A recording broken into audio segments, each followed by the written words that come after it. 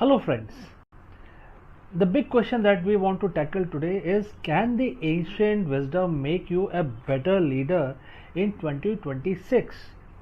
In this video, we dive deep into Bhagavad Gita, chapter 6, verse 8, to uncover the secret of equanimity for modern executives, which is very essential. We will discover why the most successful CEOs aren't just masters of the market, they are the master of their own mind. Let us explore this further. Hello, friends. You're most welcome. Namaskaram. Is India on the verge of AI led transformation with Reliance Industries leading the charge? In this video, we break down Mukesh Ambani's massive AI gambit from 2026 annual general body meeting and explore how Reliance is pivoting to become the sovereign backbone of Indian digital economy.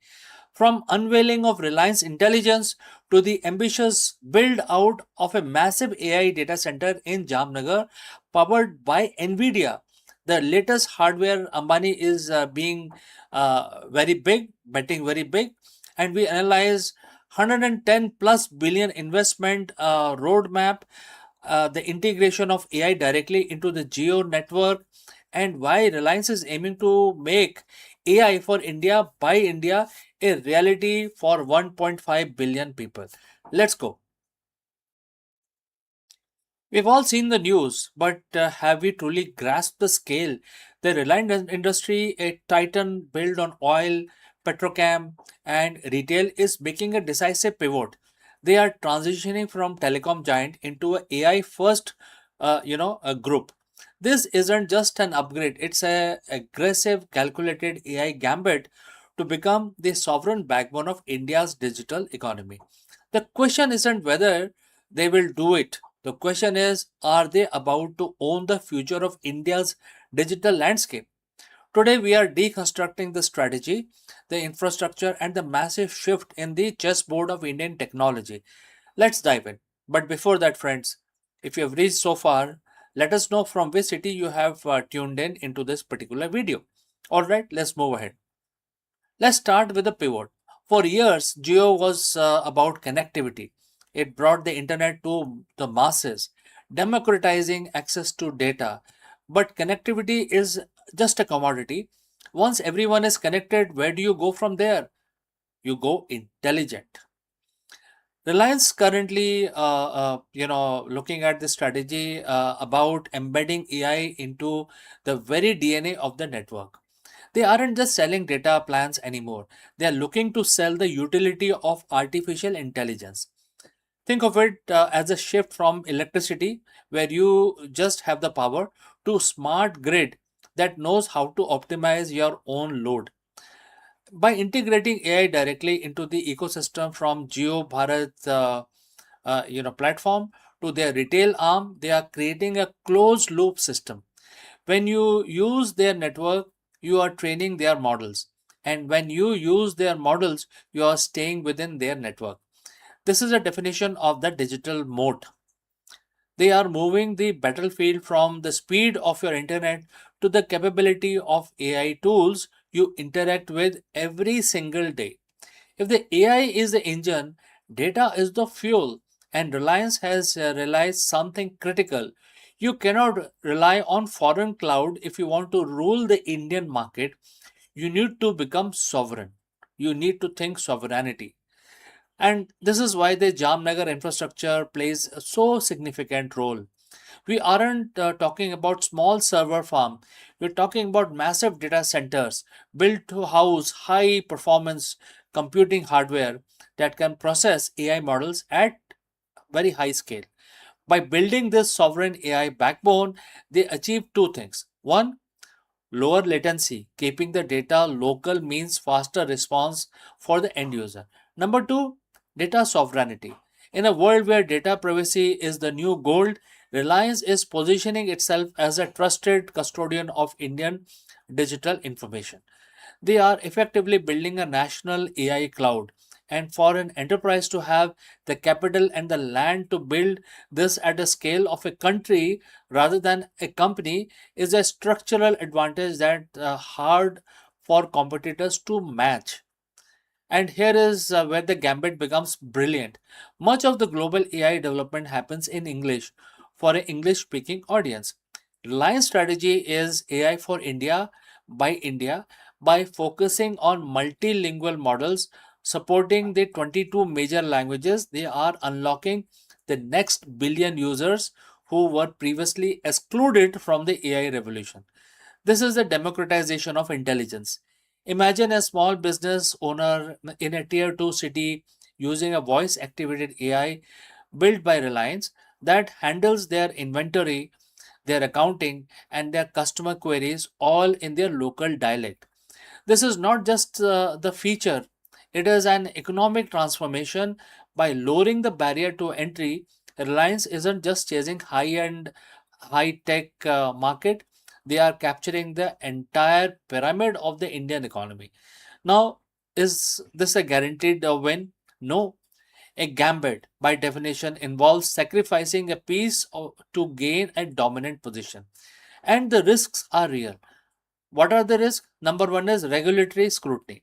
As a company becomes the gatekeeper of country's digital infrastructure, regulator naturally start asking questions about the competition and their liability. Number two is execution speed. AI moves at light speed. Can a massive group maintain the agility of a startup? Number three, the competitors. We cannot forget that the global tech giants are also looking at India and they want to set up big firms in India as well. Reliance is betting that their distribution network, the fact that they are already on your phone, your stores, and your homes, is the ultimate trump card. They aren't just selling technology, they are selling the ecosystem. And in the digital age, ecosystems are how you win. To wrap up, the Ambani AI gambit is the most significant corporate shift we have seen in this decade. It's a transition from being a service provider to becoming an architect of our digital reality.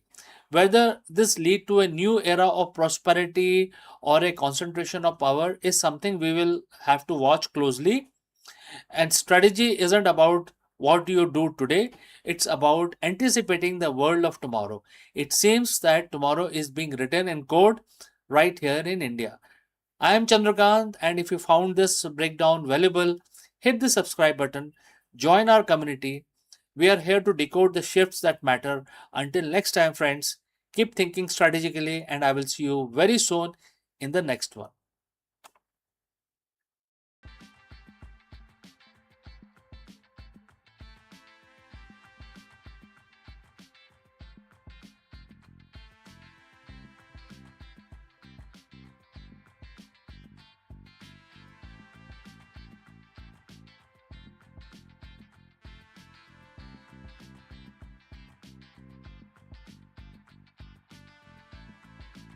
Hello, friends. The big question that we want to tackle today is, can the ancient wisdom make you a better leader in 2026? In this video, we dive deep into Bhagavad Gita, chapter 6, verse 8, to uncover the secret of equanimity for modern executives, which is very, very essential. We will discover why the most successful CEOs aren't just masters of the market, they are the master of their own mind. Let us explore this further. In the world of high stake business, we are taught to chase the gold. We celebrate the record breaking IPOs, the quarterly wins, and the market dominance. On the flip side, we are taught to fear the mud, the PR crisis, the missed targets, and the economic downturns. But as a CEO, and all CEO knows this constant oscillation between euphoria and anxiety is quite exhausting. It leads to burnout, biased decision making, and the leadership style that is reactive rather than strategic. What if there is a way to lead from the place of total stability, a state of mind where your internal peace isn't tied to the stock ticker? Over 7,000 years ago, a profound piece of wisdom was shared on a battlefield that is more relevant to the modern boardroom than any MBA syllabus. It comes from Bhagavad Gita, chapter 6, verse 8. Today we are going to dive deep and break down how this one verse can transform you into a unshakable CEO. So friends, if you have reached this far, please inform us from which city you have tuned in and in which language you are watching this video. This will help us determine the reach of our channel. Alright, let's proceed further. Let us look at the verse itself. The quote starts, "A person is said to be established in self-realization and it's called a yogi when he is fully satisfied by the virtue of the acquired knowledge and realization. Such a person is situated in transcendence and is self-controlled. He sees everything, whether it is pebbles, stone, or gold, as one and the same thing." Quote close. For a CEO, this doesn't mean you stop caring about your company. It means you change your relationship with the results. The verse identify three key areas, three key traits of the unshakable leaders. First, acquired knowledge combined with practical experience. Obviously, you can't shake that off. Number two, control over the senses, which includes your ego as well, and also different kinds of extensions that you may have. Number three, ability to see stones and mud and gold with an equal eye, right? That is quite difficult.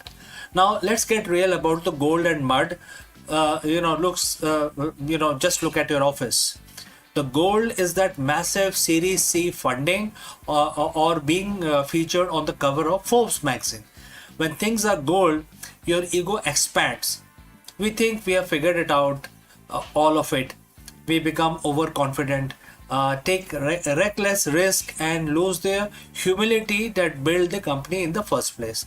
The mud is the supply chain collapse, the key executive quitting, or the negative cycle, some sort of a press release which is negative in nature. When we hit the mud, we panic. We make short-term decisions based on fear, which often makes the situation worse. The Gita tells us that the self-realized leader sees these as equal. Why? Because they are both external and temporary. If your happiness is tied to the gold, you are a slave to the market. If your identity is destroyed by the mud, you aren't leading, you are merely reacting. The unshakable CEO realizes that the value of the soul and the integrity of the mission do not change based on the material outcome of the day. How do we actually implement this? It comes down to three pillars. Pillar number one, knowledge versus realization. Most CEOs have the gyan, which is book knowledge.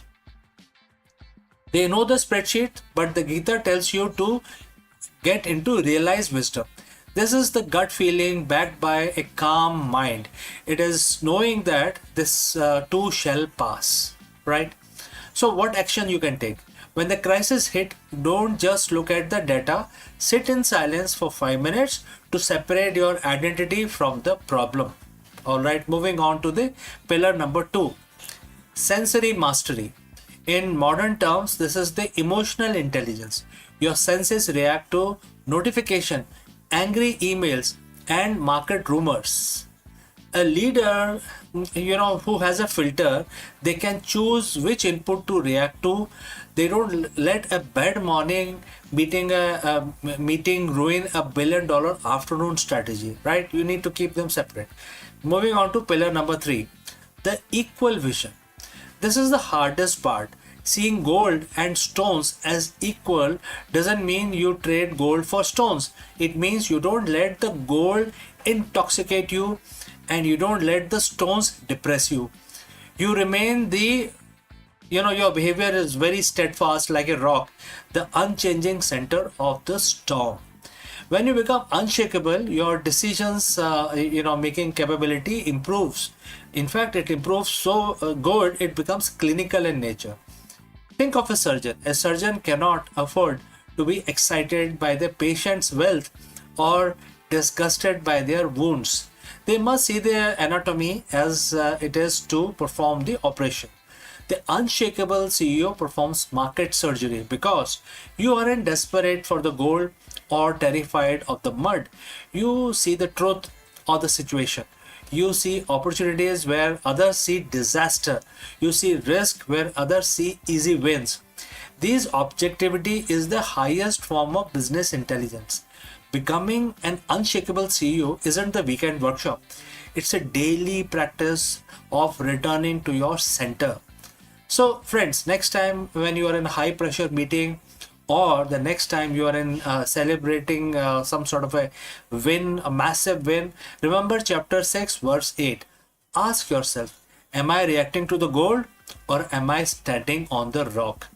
Success is a byproduct of the steady mind. Build the mind and the business will follow. If this ancient perspective on the modern leadership resonate with you, hit the subscribe button, share this with your fellow leaders who need to find their center today. Lead with wisdom, lead with peace, become an unshakable CEO. So we have come to the end of our session today. Before I move on to the next section, a word about our affiliate partner. Stop settling for a good enough video. If your built-in laptop camera looks like a grainy mess, it is time for an upgrade. Want to instantly level up your video presence? I like to present the Lenovo Performance FHD webcam. This is a game changer for your desktop setup. Technically, this is packed. It has a very sensitive RGB sensor, very crisp photographs it takes. Also comes with two microphones on board, which helps you to record very clear voice in stereophonic format. And these microphones are very sensitive. You can actually move away from the camera up to 2 meters and these microphones will pick up your voice without any problem. This is a very strong piece. This is very sturdy. Comes with tripod ready. Comes with a very long leash, so it gives you a lot of flexibility to place the webcam wherever you want to keep in your studio. And also it has a swivel base, which is also very handy. So if you want to basically level up your game and you want to pick up this camera at a discount, please click on the link here or scan the QR code. Now let's get back to our video.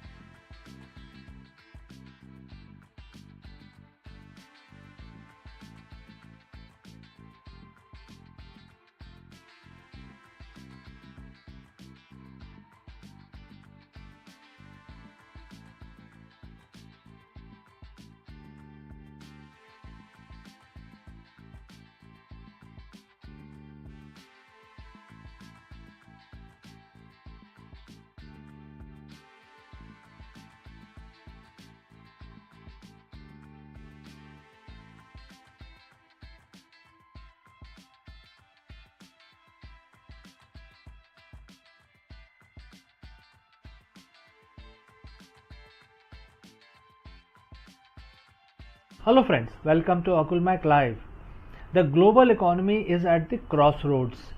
In this video, we break down why the next 72 hours are the most critical window for 2026 for investors, for business leaders, and also for the policymakers.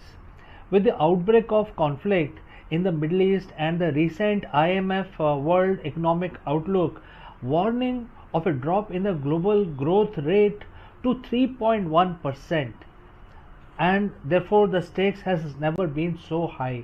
So what we got to do, what we should be aware of, stick around because we are going to discuss all of this. Right now, as you're watching this, a timer is ticking.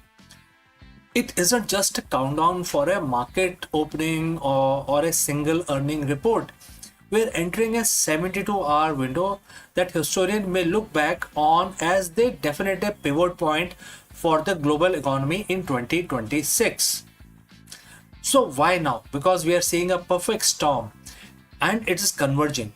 We have a volatile conflict in the Middle East that is threatening the world's most vital energy arteries. We have an IMF that just sounded the alarm on the growth slowdown, and within the next 3 days, we expect the decisions that will determine if we face a controlled landing or a systemic fracture. By the time this 72-hour window closes, the cost of your energy, value of your currency, and the safety of your investment could look radically different. And here is exactly what is happening behind the scenes. So friends, if you have reached this far, please inform us from which city you have tuned in and which language you are watching this video. This will help us determine the reach of our channel. Alright, let's move ahead. The first pillar of this 72-hour crisis is the energy. As of today, which is April 22nd, 2026, the volatility in the Middle East has moved past rhetoric. Markets are currently pricing in a worst-case disruption scenario. If the next 3 days sees an escalation that impact the Strait of Hormuz, we aren't just looking at $100 per barrel oil. We are looking at the supply side shock that could paralyze the European and Asian manufacturing. But it's not just about pricing at the pump. It's about the inflation ghost. Just as the central bank thought they had a handle on the rising price, the energy spike threatened to send the projected 2026 inflation rate of 4.4% or even higher. In this next 72 hours, look for the energy pivot. If the prices break past key resistance level, the global manufacturing sector will go into a defensive mode, and that means layoff and stalled growth. While the headline focus on the conflict, the underlying math is equally terrifying. Last week, the IMF released the World Economic Outlook. The headline was grim. The global growth is projected to fall to 3.1%. Imagine, only 3.1%. But the real story is in the next 72 hours of the diplomatic response. Financial leaders are currently meeting to decide if they will coordinate a liquidity injection or if it's if every nation for itself. We are seeing a massive divergence. While some economies are showing resilience, others, particularly in the developing world, are facing a debt wall. If we don't see a collaborative signal from the G7 or the IMF in these 3-day window, we could see a flight to quality that strip emerging markets of their remaining capital. This is the great repricing of 2026, and it is happening in real time as we speak. When the world gets scared, money moves fast. In the next 72 hours, we are watching the 3 safe havens, which is gold, US dollars, and increasingly digital assets. Gold has already been hitting the record high, but the next 3 days will test its ceiling. If we see a breakout, it's a signal that the big institutional players have lost faith in a quick diplomatic resolution. Simultaneously, the US dollar is weaponizing itself again. As the dollar strengthens, it puts immense pressure on every other currency for businesses in London, Tokyo, or New Delhi.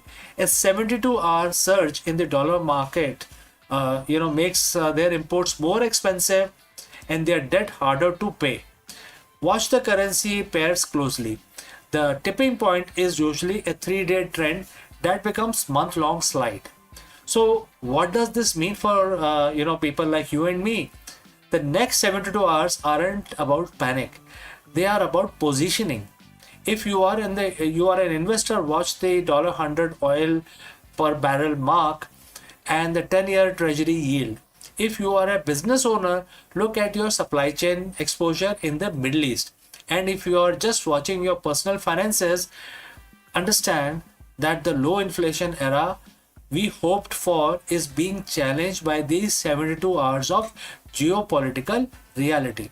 The world moves fast, but the economy moves in cycles. We are at the end of one cycle and the beginning of another.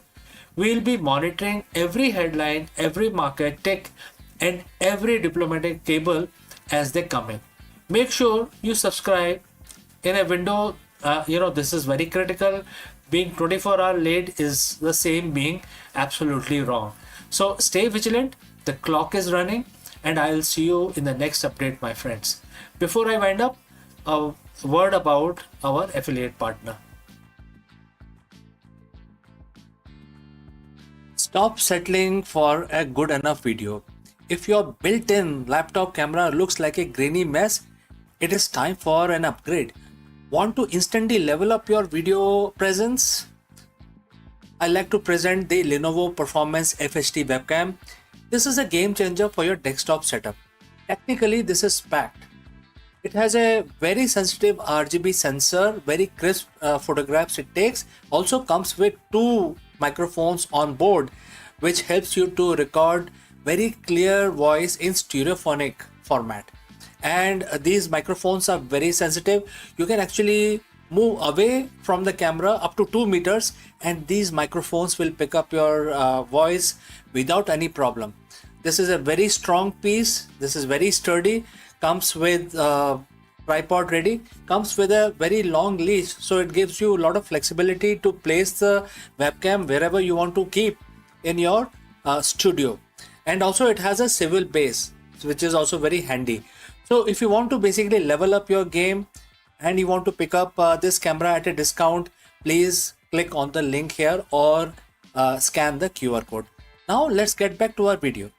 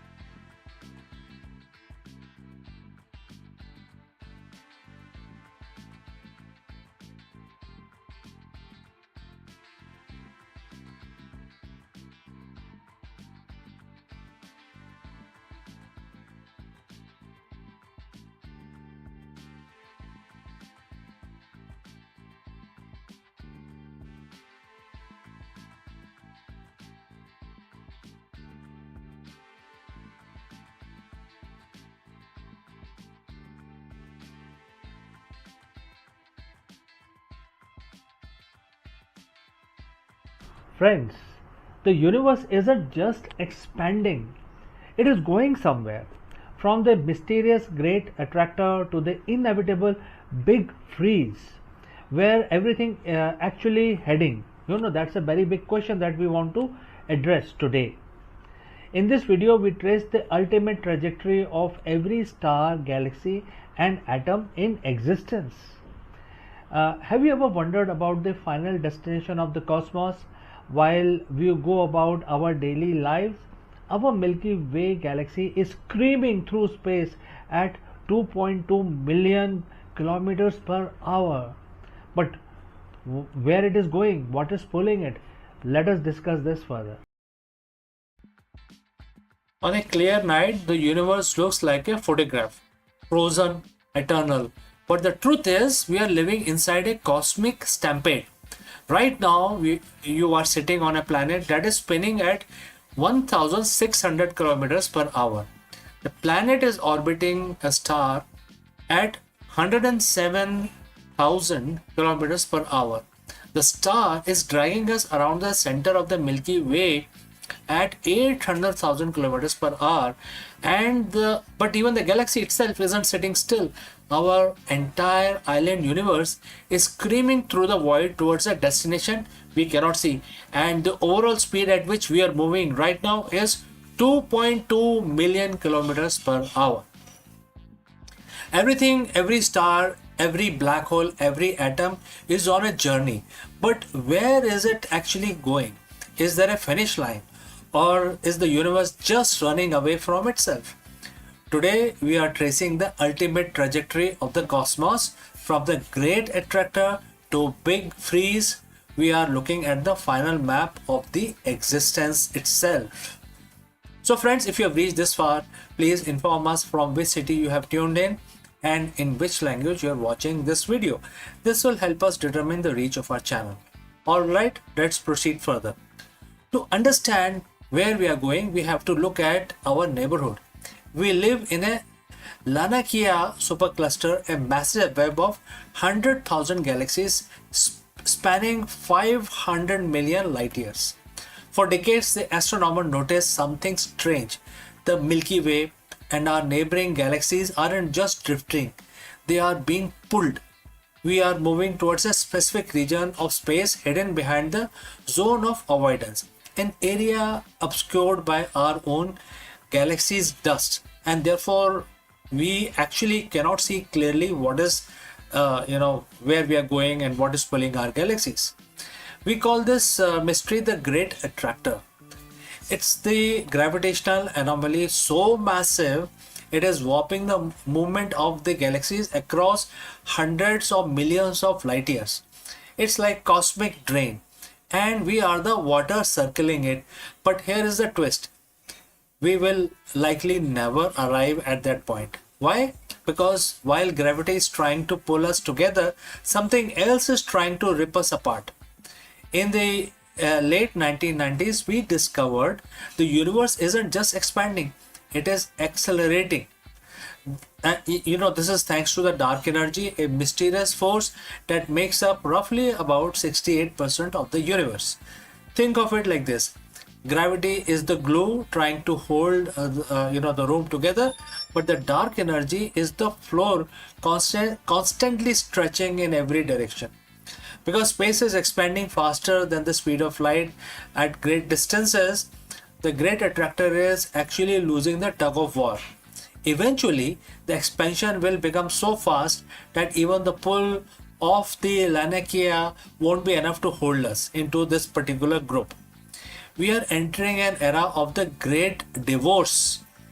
In few billion years, every galaxy outside our local group will disappear beyond the cosmic horizon. They will be moving away so fast that their light will never reach us again. We will be left in a lonely, dark neighborhood. So if we aren't hitting the great attractor, what is our immediate destination then in that case? So in about 4.5 billion years, our own galaxy has a date with destiny. The Andromeda galaxy is currently heading straight for us at 110 kilometers per second, very high speed. This isn't a crash, it's a dance. The two galaxies will pass through each other, their stars rarely colliding because the space is so empty. Gravity will eventually pull them back together, merging them into a single massive elliptical galaxy dubbed as Milkomeda. By the time this happens, our sun will have become a red giant, likely swallowing the Earth. The solar system as we know it will be done. But the atoms that made up our body will be part of the brand new giant star system. But where does the journey finally end? If the expansion continues forever, we reach the ultimate destination, the big freeze, also known as the heat death of the universe. As the space stretches, the gas needed to create stars become too thin. One by one, the light of the universe goes out. The stelliferous era ends, which is known for star formation, and therefore the stars will stop forming.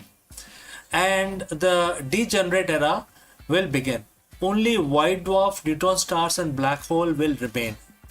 The black hole era will be the third one when black holes eventually evaporate through Hawking radiation. So, what is left? A universe at a uniform temperature of nearly absolute zero, no energy, no movement, no time. Everything that was once a planet, a person, or a galaxy will be reduced to thin mist of photons and electrons drifting in an infinite cold dark. It sounds bleak, but look at in another way. We are living in the golden age of the universe, a brief, brilliant window where the stars are close enough to see and the galaxies are close enough to touch. Everything is moving away, yes, but that makes the fact that we are here right now witnessing it, and all the more miraculous things are going to happen in the near future. We might not like where the universe is going, but we can only imagine what a view we have on the way there, right? So friends, thanks for watching, and if you want to keep exploring the edge of the cosmos, subscribe and join for the next journey. Until next time, before we wind up today's session, a word about our affiliate partner. Stop settling for a good enough video. If your built-in laptop camera looks like a grainy mess, it is time for an upgrade. Want to instantly level up your video presence? I like to present the Lenovo Performance FHD webcam. This is a game changer for your desktop setup. Technically, this is packed. It has a very sensitive RGB sensor, very crisp photographs it takes. Also comes with two microphones on board, which helps you to record very clear voice in stereophonic format. And these microphones are very sensitive. You can actually move away from the camera up to 2 meters and these microphones will pick up your voice without any problem. This is a very strong piece. This is very sturdy. Comes with tripod ready. Comes with a very long leash, so it gives you a lot of flexibility to place the webcam wherever you want to keep in your studio. And also it has a swivel base, which is also very handy. So if you want to basically level up your game and you want to pick up this camera at a discount, please click on the link here or scan the QR code. Now let's get back to our video.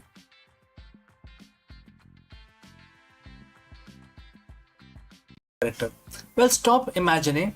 On April 20th, 2026, the media landscape shifted on its axis. Warner Brothers Discovery shareholder officially voted to approve a massive $110 billion merger with Paramount Skydance. It is a deal that essentially kills the streaming war, as we know them from the last decade. We aren't just looking at another merger, we are looking at the birth of media titans specifically designed to survive the wreckage of the peak TV era. But this wasn't a smooth ride. It involved a hostile bid, a rejected offer from Netflix, and a shareholder revolt over executive payouts that would make Roman Emperor blush. Today we are breaking down the WBD Paramount power play. What happens to the Max and Paramount Plus? Why does the shareholder reject David Zaslav's massive bonus? And most importantly, how does this affect your subscription bill? So friends, if you have reached this far, please let us know from which city you have tuned in and in which language you are watching this video. This will help us determine the reach of our channel. Now let's talk money. Paramount Skydance, led by David Allison, is acquiring 100% of the Warner Brothers Discovery. The price tag, what is this price tag? It is $31 per share in cash. When you factor this WBD significant debt, the total enterprise value hit a staggering $111 billion. This wasn't WBD's first choice. Earlier this year, Netflix actually tried to swoop in 72 billion bid for just the studio and the streaming assets. But Paramount went for the all or nothing strategy. They didn't just want the movies, they wanted the cable network, the news, and the sports. By February 27th, Netflix blinked. They cited capital discipline and walked away. Paramount, backed by Allison family, which is, of course, you know Allison, right? The Larry Ellison family. Larry Ellison is the founder of Oracle, also very famous entrepreneur, globally known. And Redbird Capital. They both stepped up with the cash. WBD shareholders are now overwhelmingly given their blessings with 1.7 billion votes in favor. However, the deal isn't closed yet.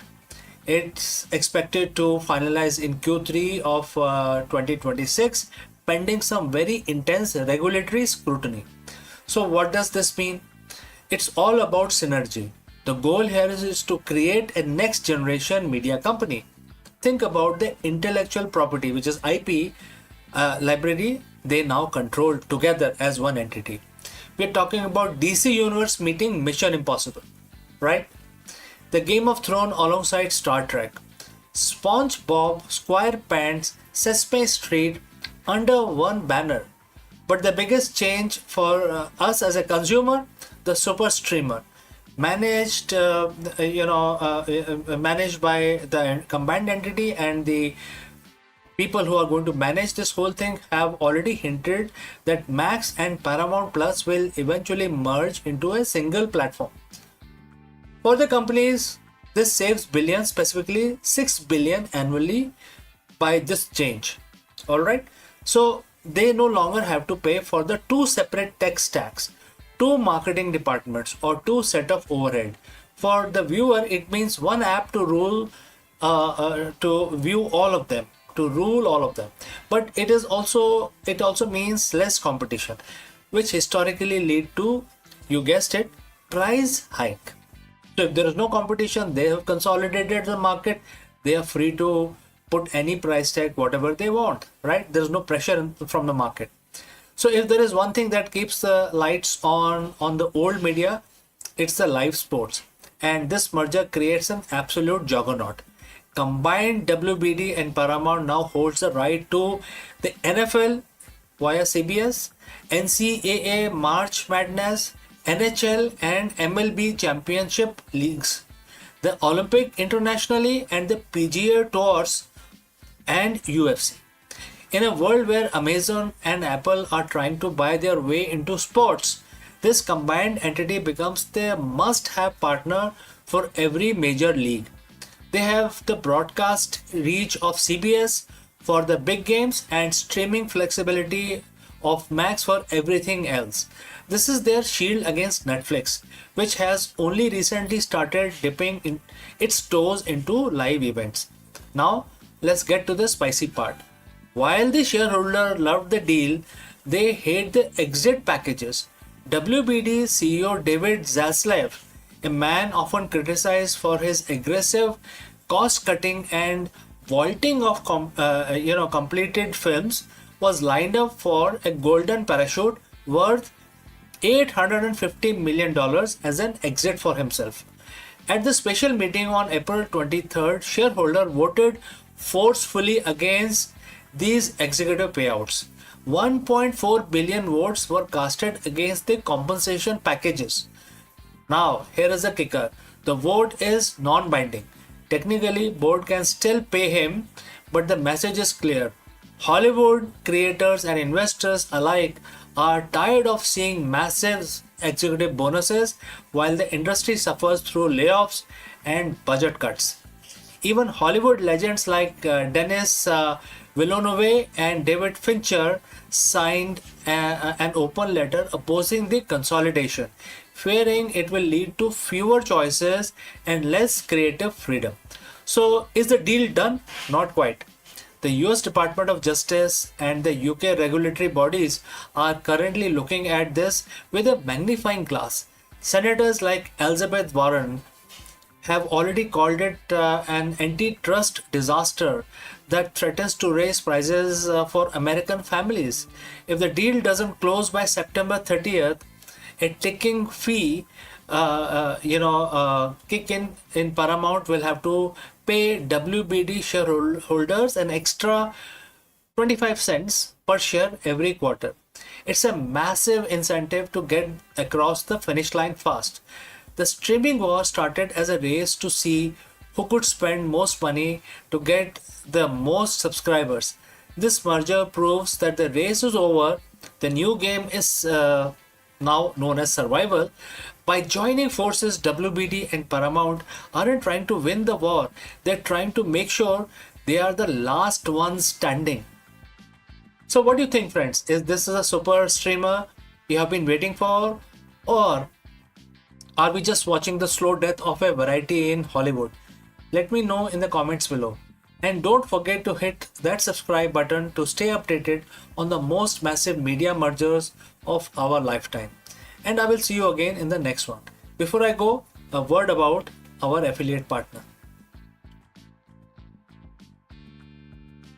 Stop settling for a good enough video. If your built-in laptop camera looks like a grainy mess, it is time for an upgrade. Want to instantly level up your video presence? I like to present the Lenovo Performance FHD webcam. This is a game changer for your desktop setup. Technically, this is packed. It has a very sensitive RGB sensor, very crisp photographs it takes. Also comes with two microphones on board, which helps you to record very clear voice in stereophonic format.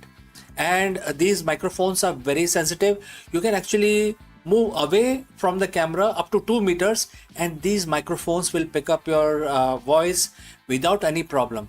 This is a very strong piece. This is very sturdy. Comes with tripod ready. Comes with a very long leash, so it gives you a lot of flexibility to place the webcam wherever you want to keep in your studio. And also it has a swivel base, which is also very handy. So if you want to basically level up your game and you want to pick up this camera at a discount, please click on the link here or scan the QR code. Now let's get back to our video.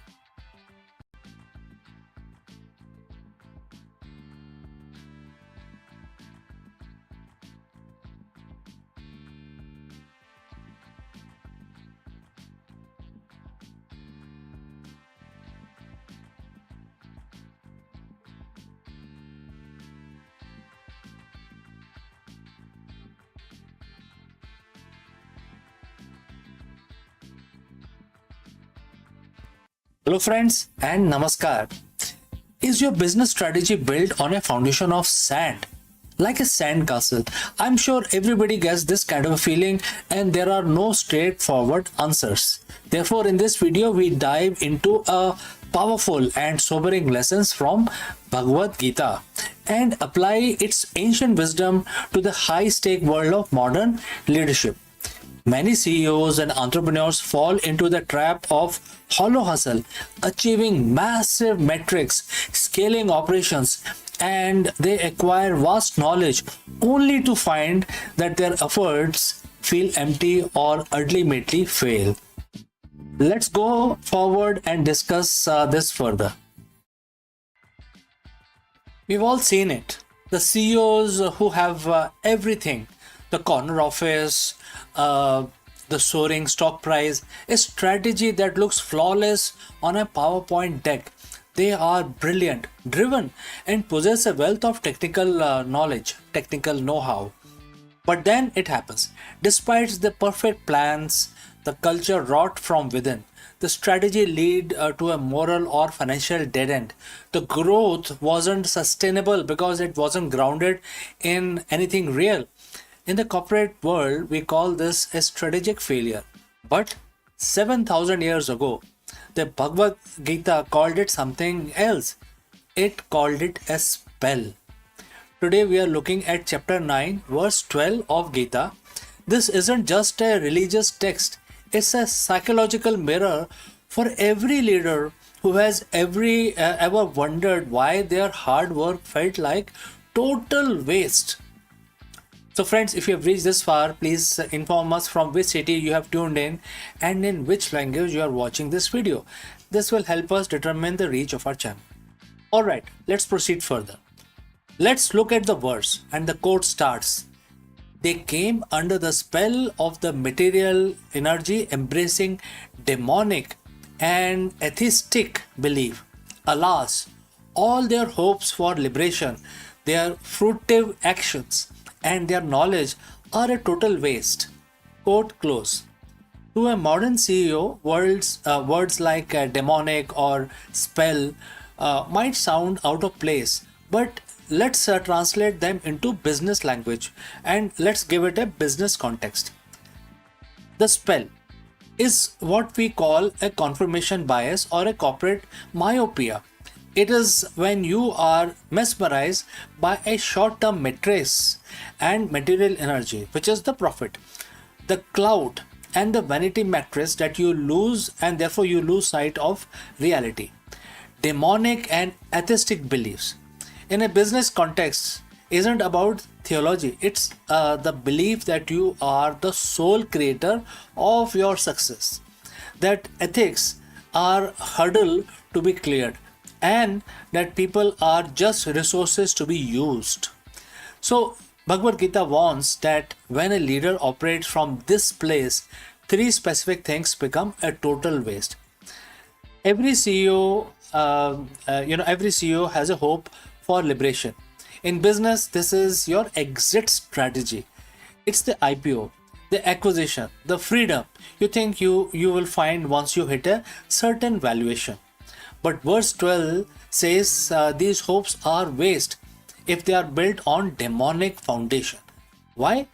Because if your strategy is driven by ego rather than purpose, you never actually become free. You become a slave to the next quarter, the next competitor, and the next ego-driven goal. You aren't leading a company. You are running a treadmill that has no off switch. Next, Gita mentions fruitive action. This is the heart of every business. The execution, the marketing campaign, the R&D, and the pivots. We have seen CEOs execute brilliant fruitive actions that lead to disasters. Think of massive corporate scandals of the last decade. Those leaders were smart. Their actions produce fruits, which is, in other words, money. And therefore, this is all short terms. But because those actions embrace atheistic belief, meaning they ignored the universal laws of integrity and service, the fruits was poisonous. The result? Total waste, lawsuits, bankruptcy, and destroyed reputation. This is the most painful part for a leader. The Gita says your knowledge is a total waste. You might have an MBA from Harvard. You might know every trend in the AI and fintech, but if that knowledge is used merely to serve the material spell, to manipulate market or exploit people, it becomes completely useless. True knowledge, according to Gita, should lead to, sort of realized wisdom. Without a moral compass, your data and your insights are just tools for your own downfall. So how does a CEO avoid the dead end?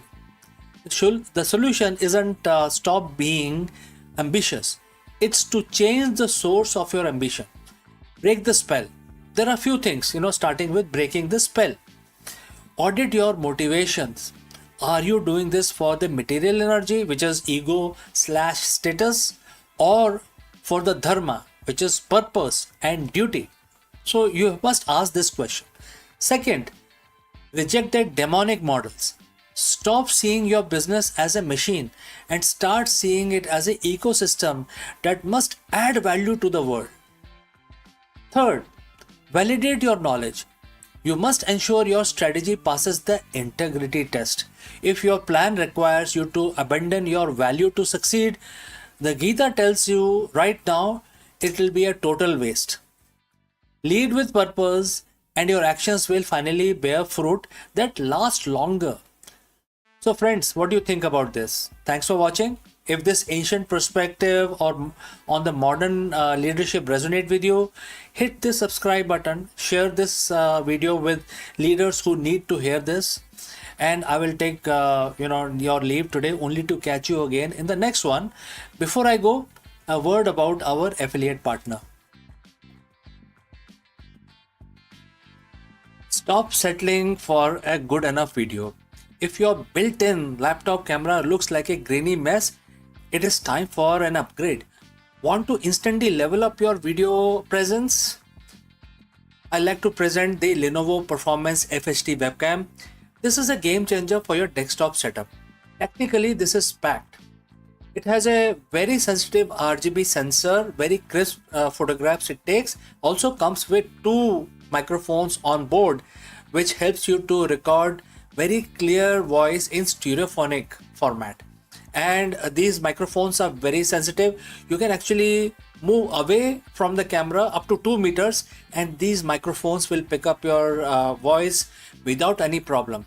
This is a very strong piece. This is very sturdy. Comes with tripod ready. Comes with a very long leash, so it gives you a lot of flexibility to place the webcam wherever you want to keep in your studio.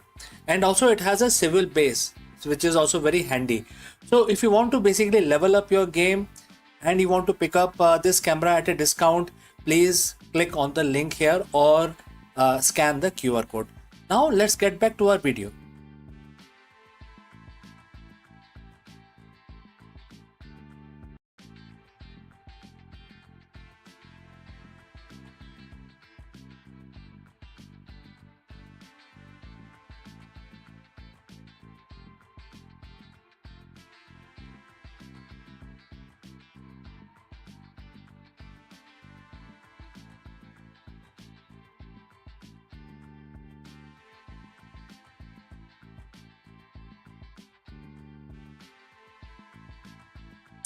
In the vast orchestra of human brain, not every instrument plays with equal resilience. Some neuron hum steadily through life's symphony, while other trembles at the faintest discord. The multiple sclerosis, long seen as a sweeping storm against the nervous system, is now revealed to the strike with a selective fury, targeting the most fragile player in this ensemble. New research uncovered that the certain brain cells stretched thin by their energy demand and delicate architectures are far more vulnerable to the disease relentless assault. And this discovery reframes MS as a uniform battle, but as a war fought on unseen terrain where the weakest link determine the fate of the whole. So let's find out more.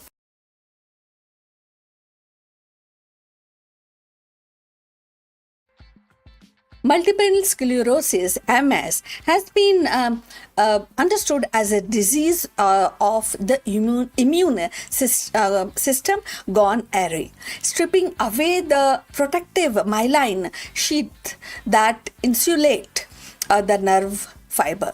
Yet, despite the decades of research, one question has lingered. Why do certain regions of the brain and the spinal cord suffers more damage than the others? Recent findings have begun to illuminate this mystery, revealing that not all brain cells are equal in their vulnerability.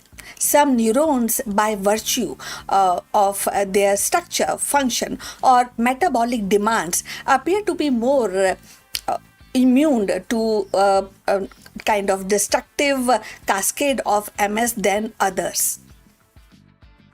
The study in question used advanced imaging and molecular profiling to map the landscape of neuronal damage in MS patients.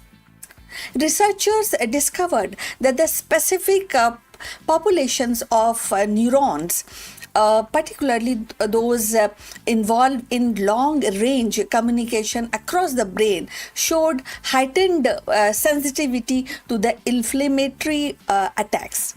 And these cells, often with the extended axon stretching across multiple brain regions, requires enormous amount of energy to maintain the signaling. When the inflammation disrupts their metabolic balance, they flatter more quickly than the shorter, more localized neuron. And this vulnerability may explain why MS patients often experience symptoms tied to coordination, vision, or cognitions, and the very function that rely on these long, energy-hungry neutral pathways. So, if you have reached this far, please inform us from which city you have tuned in and in which language you are watching this video. This will help us to determine the reach of our channel. So, moving forward, another striking revelation was the role of oligodendrocytes, the cells responsible for producing myelin. Not all oligodendrocytes are created equal. Some subtypes appear more resilient, capable of remyelinating damaged axon, while the other succumb rapidly to the immune assault.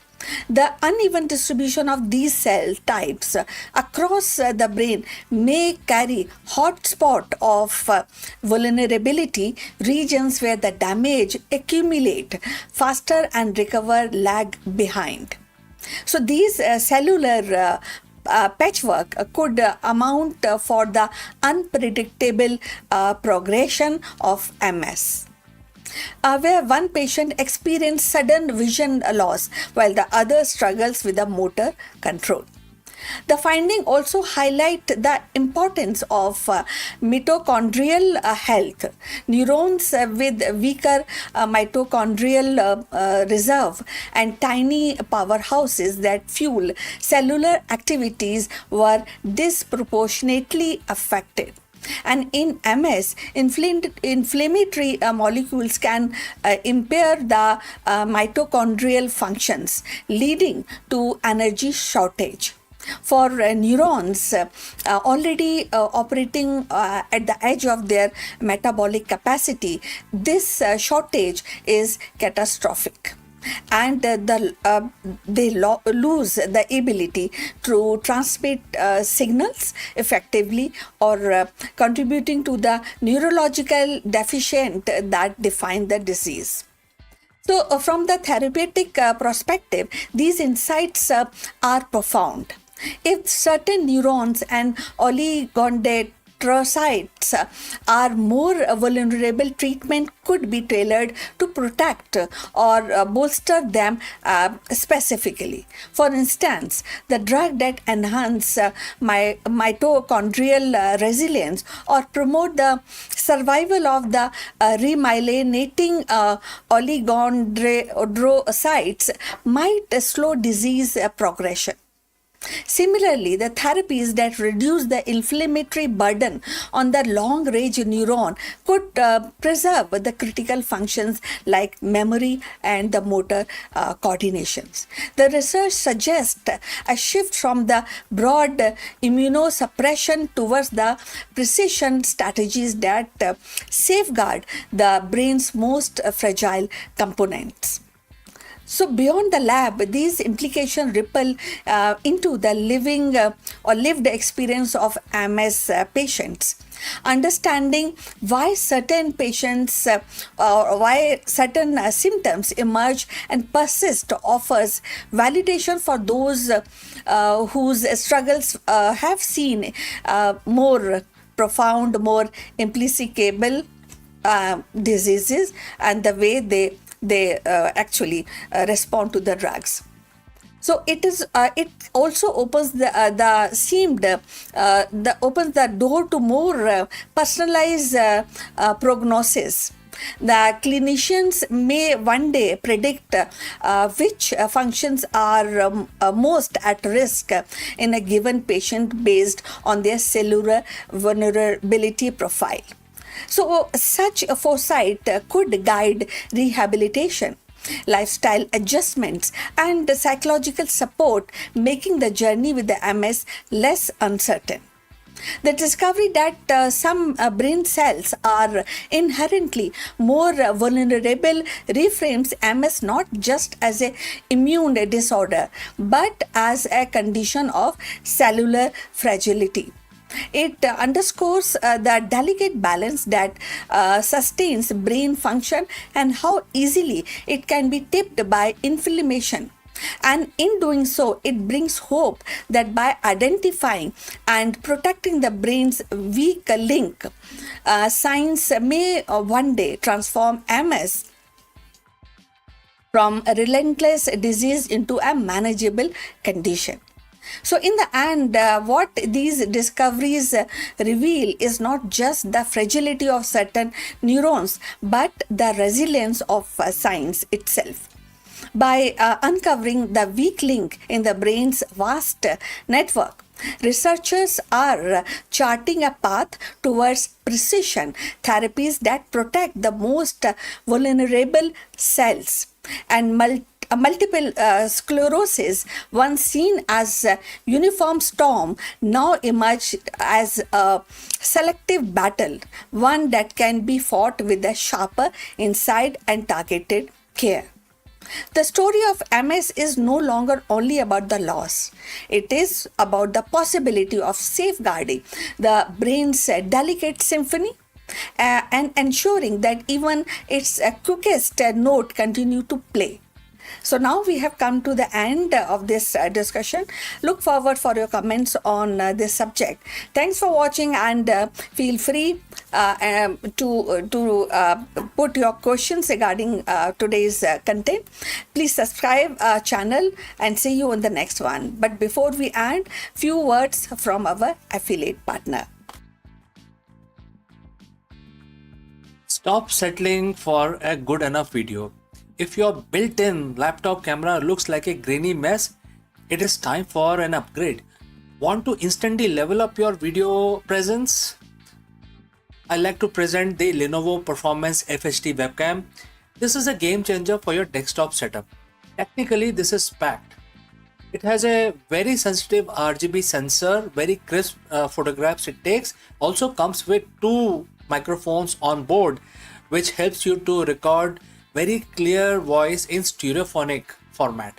And these microphones are very sensitive. You can actually move away from the camera up to 2 meters and these microphones will pick up your voice without any problem. This is a very strong piece. This is very sturdy.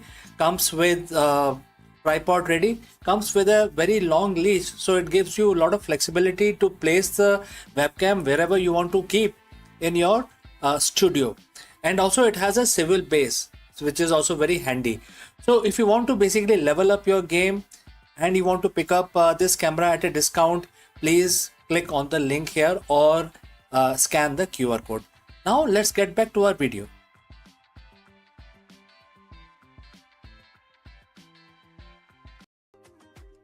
Hello friends, welcome to this high-level executive briefing. We explore the profound leadership wisdom found in Bhagavad Gita. While the modern corporate culture often drives leaders towards external validation and endless doing within quotes, this ancient verse reveals that the most effective leadership comes from a state of internal being. The inside out executive breaks down how the concept of the yogi, one who is happy within and flooded with self enlightenment, translate directly to the modern C suite.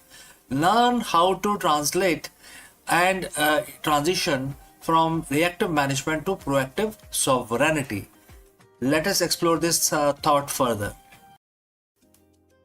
Welcome once again. We live in an era of the extreme leadership. We are taught that more we do, more we achieve. We track KPIs, market share, and quarterly growth. But there is a paradox at the top. Many executives have reached the pinnacle of the material success while they feel more hollow than when they started.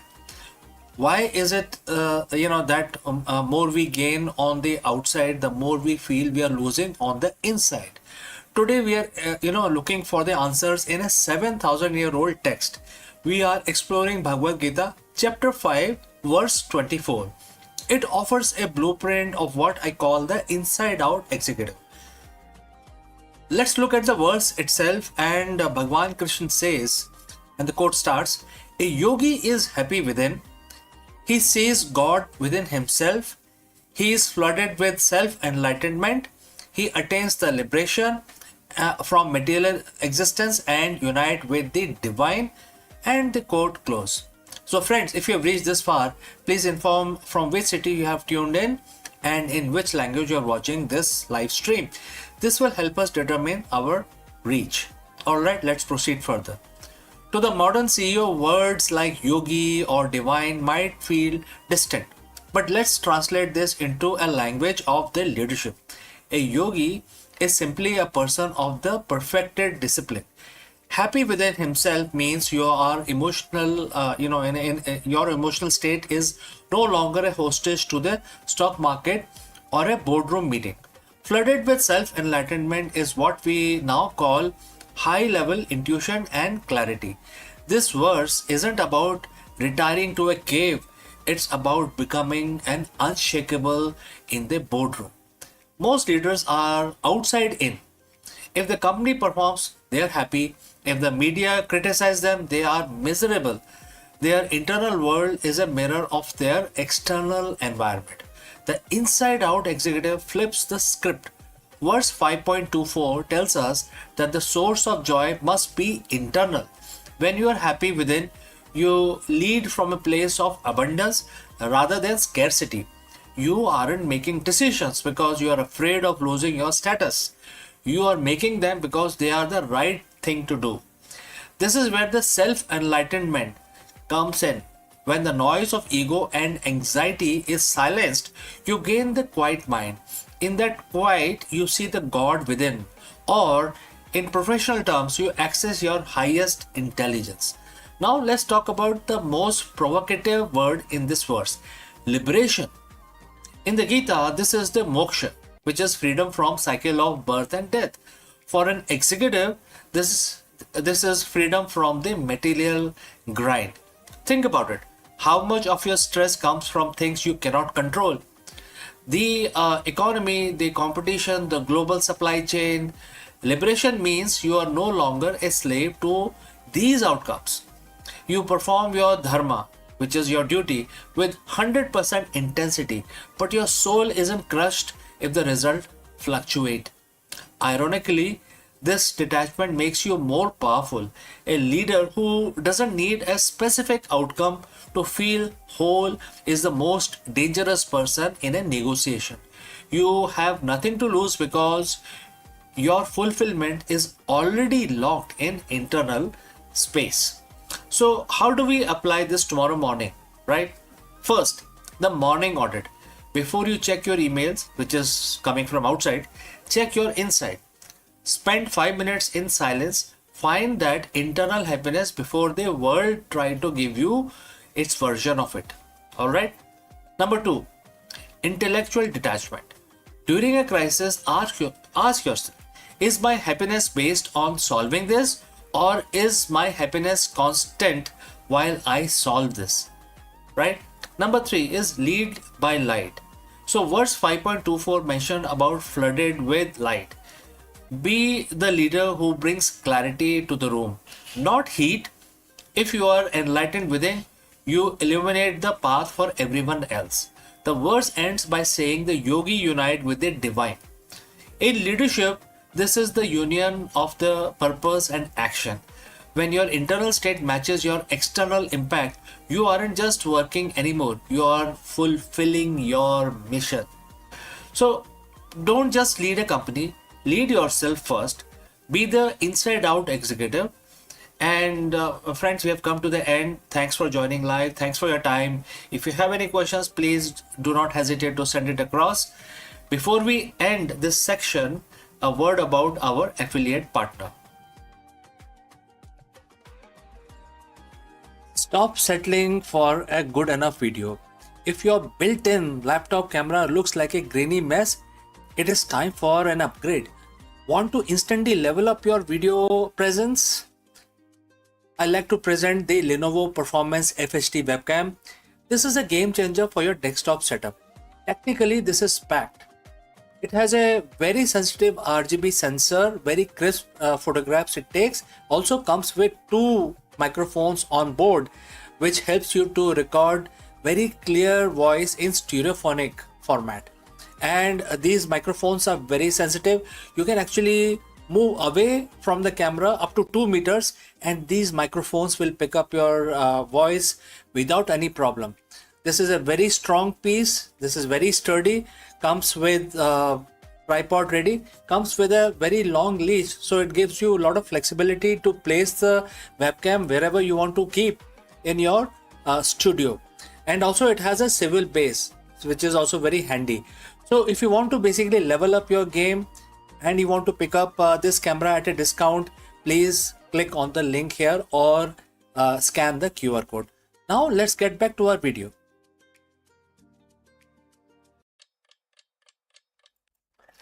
नमस्कार दोस्तों, आपका स्वागत है। और हर रोज की तरह हम भगवान की पूजा करके अपना दिन आरंभ करेंगे। आज शुक्रवार है, फ्राइडे, तो आज तो लक्ष्मी जी का पूजन बनता है। तो हम लक्ष्मी जी का एक मंत्र पढ़ेंगे, 11 दफा पढ़ेंगे और इस काउंटर का इस्तेमाल करेंगे। जैसे आप जानते हैं हमारे पास एक काउंटर है जिससे हम आसानी से नंबर निकाल सकते हैं। वैसे आप जैसा चाहे वैसा कर सकते हैं। आप माला का इस्तेमाल कर सकते हैं। आप अपने मस्तिष्क में, अपने ब्रेन के अंदर भी गिन सकते हैं। तो जैसे आपको कंफर्टेबल हो आप करें। ये इस मंत्र का हम जाप करेंगे। आप हमारे साथ जुड़ें और इस मंत्र का जाप करें। चलिए हाथ जोड़ के हम लक्ष्मी जी का ध्यान करते हैं और अब मंत्र शुरू करते हैं। श्री ह्रीं क्लीं श्री सिद्धाय लक्ष्मी नमः। ओम श्री ह्रीं क्लीं श्री सिद्धाय लक्ष्मी नमः। ओम श्री ह्रीं क्लीं श्री सिद्धाय लक्ष्मी नमः। ओम ह्रीं श्रीं क्लीं सिद्धाय लक्ष्मी नमः। ओम ह्रीं श्रीं क्लीं श्री सिद्धाय लक्ष्मी नमः। ओम श्री ह्रीं क्लीं श्री सिद्धाय लक्ष्मी नमः। ओम श्री ह्रीं क्लीं श्री सिद्धाय लक्ष्मी नमः। ओम श्री ह्रीं क्लीं श्री सिद्धाय लक्ष्मी नमः। ओम श्री ह्रीं क्लीं श्री सिद्धाय लक्ष्मी नमः। ओम ह्रीं श्रीं क्लीं श्री सिद्धाय लक्ष्मी नमः। ओम श्री ह्रीं क्लीं श्री सिद्धाय लक्ष्मी नमः। ओम ह्रीं श्रीं श्री सिद्धाय लक्ष्मी नमः। तो ओम लक्ष्मी नमः, ओम लक्ष्मी नमः। तो हमारा ये मंत्र समाप्त हुआ और हम अब अपना दिन शुरू कर सकते हैं। तो आपका दिन भी शुभ रहे, मंगलमय रहे, इसी कामना के साथ इस वीडियो को बंद करते हैं। मिलते हैं जल्द ही दूसरे वीडियो में। कहीं मत जाइएगा। Hello friends, you are most welcome. Namaskaram. In today's volatile market, CEOs are constantly looking for sustainable edge. While we obsess over metrics and ROI, the ancient wisdom offers a different perspective on growth and risk management. In order to address this issue, we will take help of Bhagavad Gita, and in this video we break down some of the learnings that can, tell us how to do better risk management. Let's go and discuss this further. Friends, you are a CEO. You live life by the key performance indicator. You look at the balance sheet, quarterly projections, and market share percentage. You are wired to believe that everything in business must have an immediate, measurable return on investment. If it doesn't scale, if it doesn't hit the bottom line today, you are told that it's a waste of time. But what if I told you that there is one specific investment, that is one strategy that defies the laws of quarterly accounting? What if I told you that in world of high frequency volatility, the most efficient thing you can do for your company is to commit to a path that seemingly doesn't offer a quick payout? So friends, if you have reached so far, please let us know from which city you have tuned in. Now let's move ahead. Today we are going to look at 5000-year-old business strategy from Bhagavad Gita. It's a verse that every CEO who is worried about longevity of their brand needs to, internalize. Following the path of dharma will never go waste, and that is where that is the first stanza of the verse. It will never hamper your progress, whereas even a little advancement will save you from many dangers. This is chapter 2, verse 40 of Bhagavad Gita. Now let us break it down. First, the word dharma. In business, especially in the business context, think of dharma not just as religion, but as your purpose or your right action. It is the alignment of your organization with its core values, its truth, and the responsibility to the ecosystem it operates in. The words make two massive claims. First, it will never go waste. Second, it saves you from many dangers. Let's look at why this is the ultimate competitive advantage. In business, we often view purpose or the ethics as a luxury. We think once I hit my revenue target, then I'll focus on the purpose. We treat it as an expense, something that sits in the charity budget, not the growth budget, etc. But the Gita argues the opposite. It says that the action taken in alignment with your true purpose never go waste. Think about compounding interest. When you start a business, your early efforts often yield zero visible results. You are pouring time, money, and soul into a product or a culture that hasn't taken off yet. But the traditional matrix, that is wasted time, but Dharma says no. So, as per the tradition, you will think, oh, it's completely gone case and time wasted and revenue loss. But Dharma says no. Every ethical decision, every moment of the integrity, every time you choose the right thing over the easy thing, you are building a brand equity that is invisible to your competitors.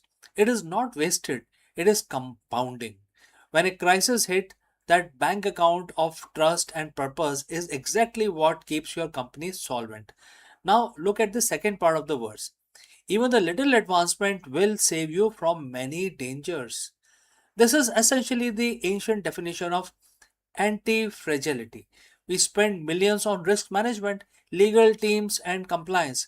We try to build walls around our business to prevent disaster. But the Gita suggests that the most effective mitigation management strategy isn't a firewall, it is your purpose. When your company is grounded in a strong why, a deep sense of dharma, you become immune to the dangers that destroys other companies. What are those dangers? First, danger of being irrelevant.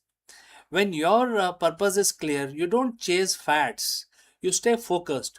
That prevents you from burning out your resources on projects that don't matter. Number two is danger of culture decay. If your culture is built on easy money rather than purpose, it crumbles under pressure. But a purpose driven team, when they stay, they can stay steady through the storm. And lastly, the danger of ethical blindness. We've all seen the headlines. CEOs who lost everything because they ignored the small ethical corner they cut. The verse tells us that even a little advancement, a small daily commitment to doing what is right, act as a radar. alerting you to danger before they become catastrophes. So, how do you actually apply this? You're not a monk, you are a CEO. You have a payroll that you want to basically meet for your employees. Here is your three-step strategy that you can actually use to operationalize this dharma. Number one, integrity audit. Once a week, ask yourself, are you doing this because it's the right thing for your customers and your long term vision, or because it is the path of the least resistance? If it is latter, you are deviating from your path. Number two, protect a small win. Don't dismiss the small ethical wins.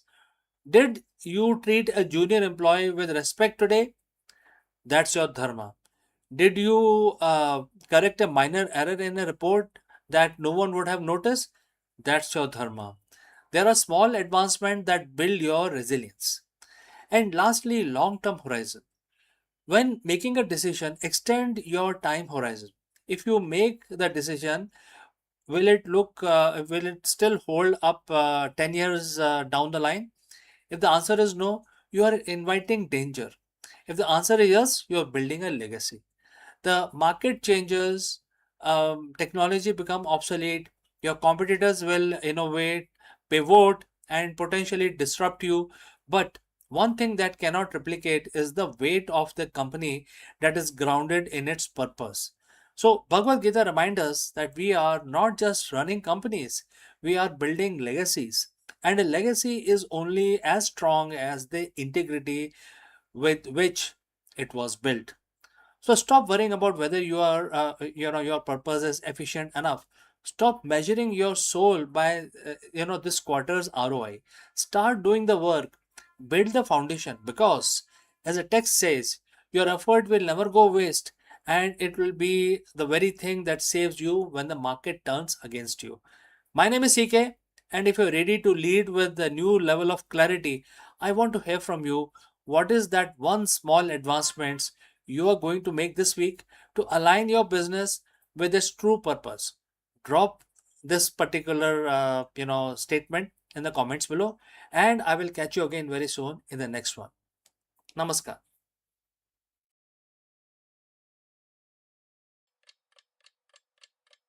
Hello, friends, and namaskaram. In an era of market volatility, global uncertainty, and the constant disruption, where does a CEO find their true strength? In order to answer this question, in this video, we dive into the profound wisdom found in Bhagavad Gita.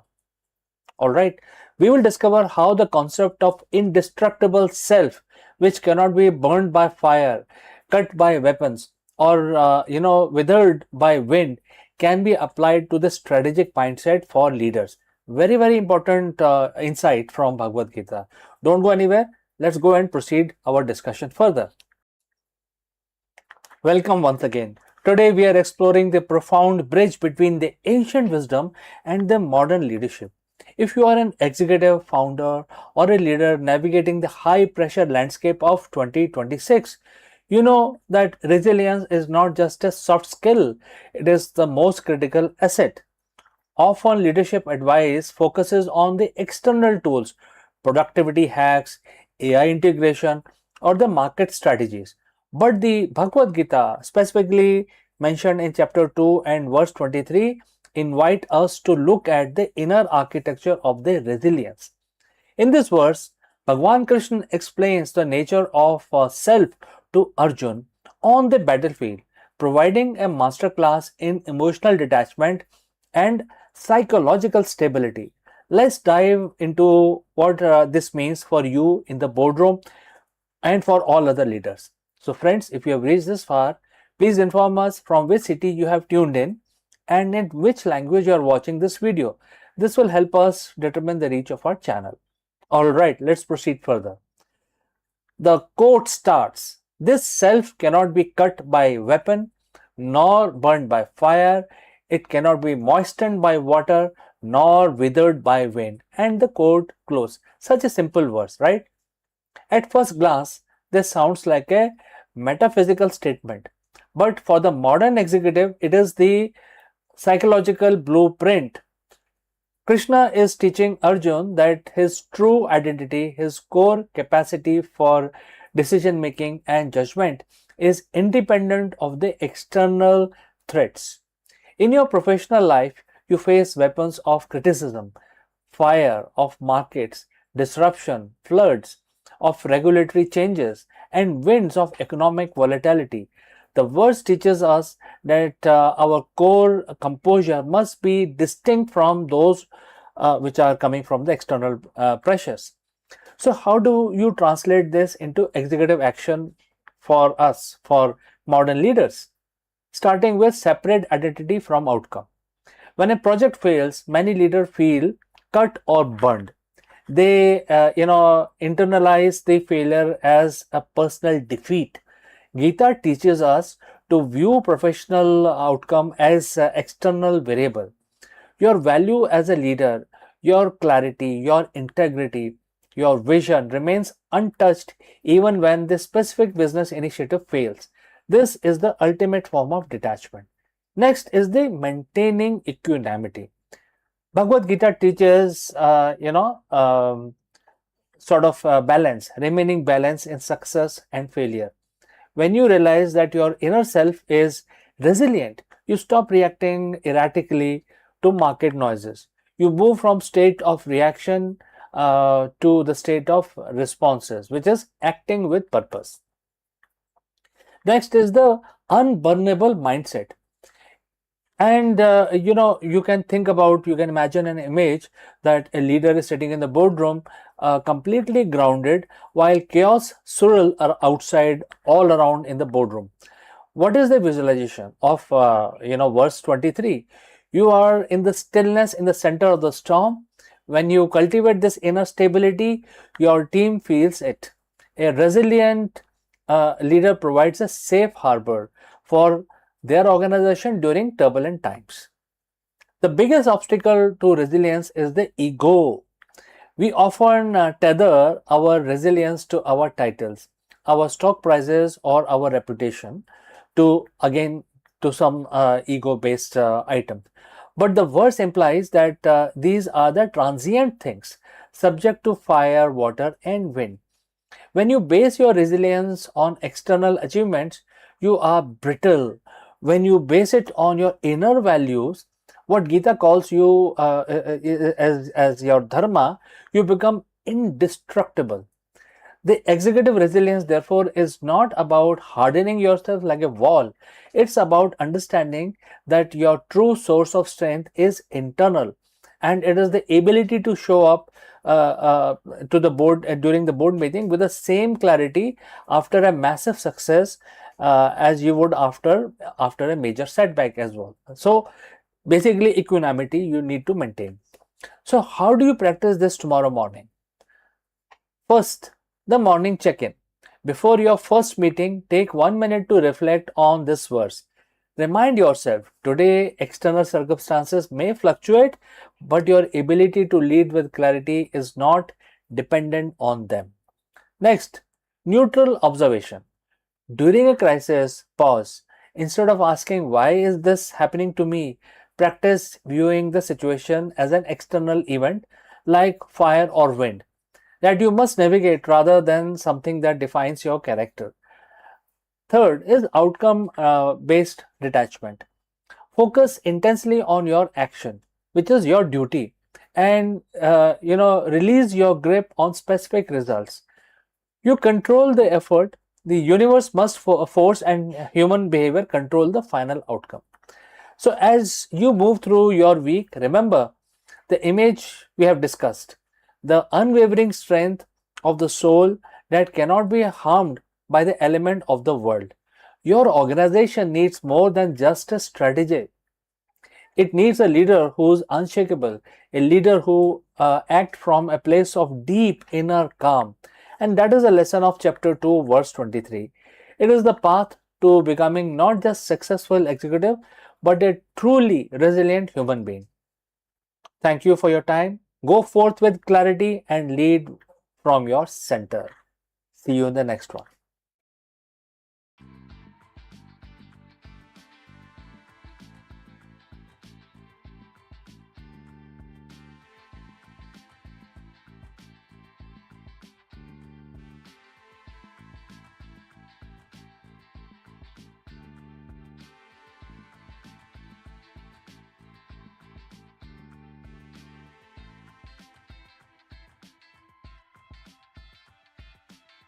sun is not silent.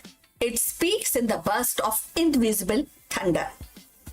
For centuries, we have seen its flare and storm, but Parker Solar Probe has now tuned our ears to a deeper frequency.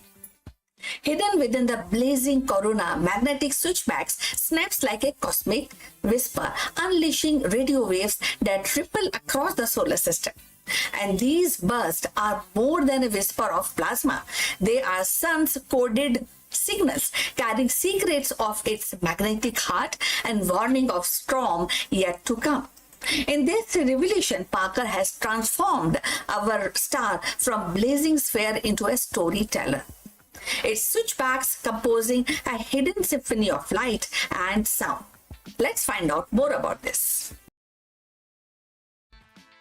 The sun, our nearest star, has always been a restless giant. Its surface boiling with plasma, its atmosphere alive with storms. For centuries, astronauts have watched solar flares and coronal mass ejection ripple outward, sometimes striking Earth with a magnetic tempest. Yet beneath its familiar drama lies subtle mysteries, whisper of radio waves, flickers of magnet turbulence, and that only the most daring spacecraft can unveil. The Parker Solar Probe, humanity's closest emissary to the sun, has now peeled back another layer of its enigma, revealing hidden magnetic switchbacks that gives rise to solar radio bursts. So, radio bursts are sudden and outpouring of electromagnetic energies and streaming across space like invisible thunderclap. They are often triggered when the charged particle accelerate along the magnetic field lines, releasing energy in the form of radio waves. For decades, scientists knew these bursts existed, but their precise origin remained elusive. Were they born in the corona tangled loop? Did they emerge from the shock wave racing through the solar wind? But now Parker Solar Probe diving deep and close to the sun's surface has provided the most intimate clues yet. So if you have reached this far, please inform us from which city you have tuned in and in which language you are watching this video. This will help us to determine reach of our channel.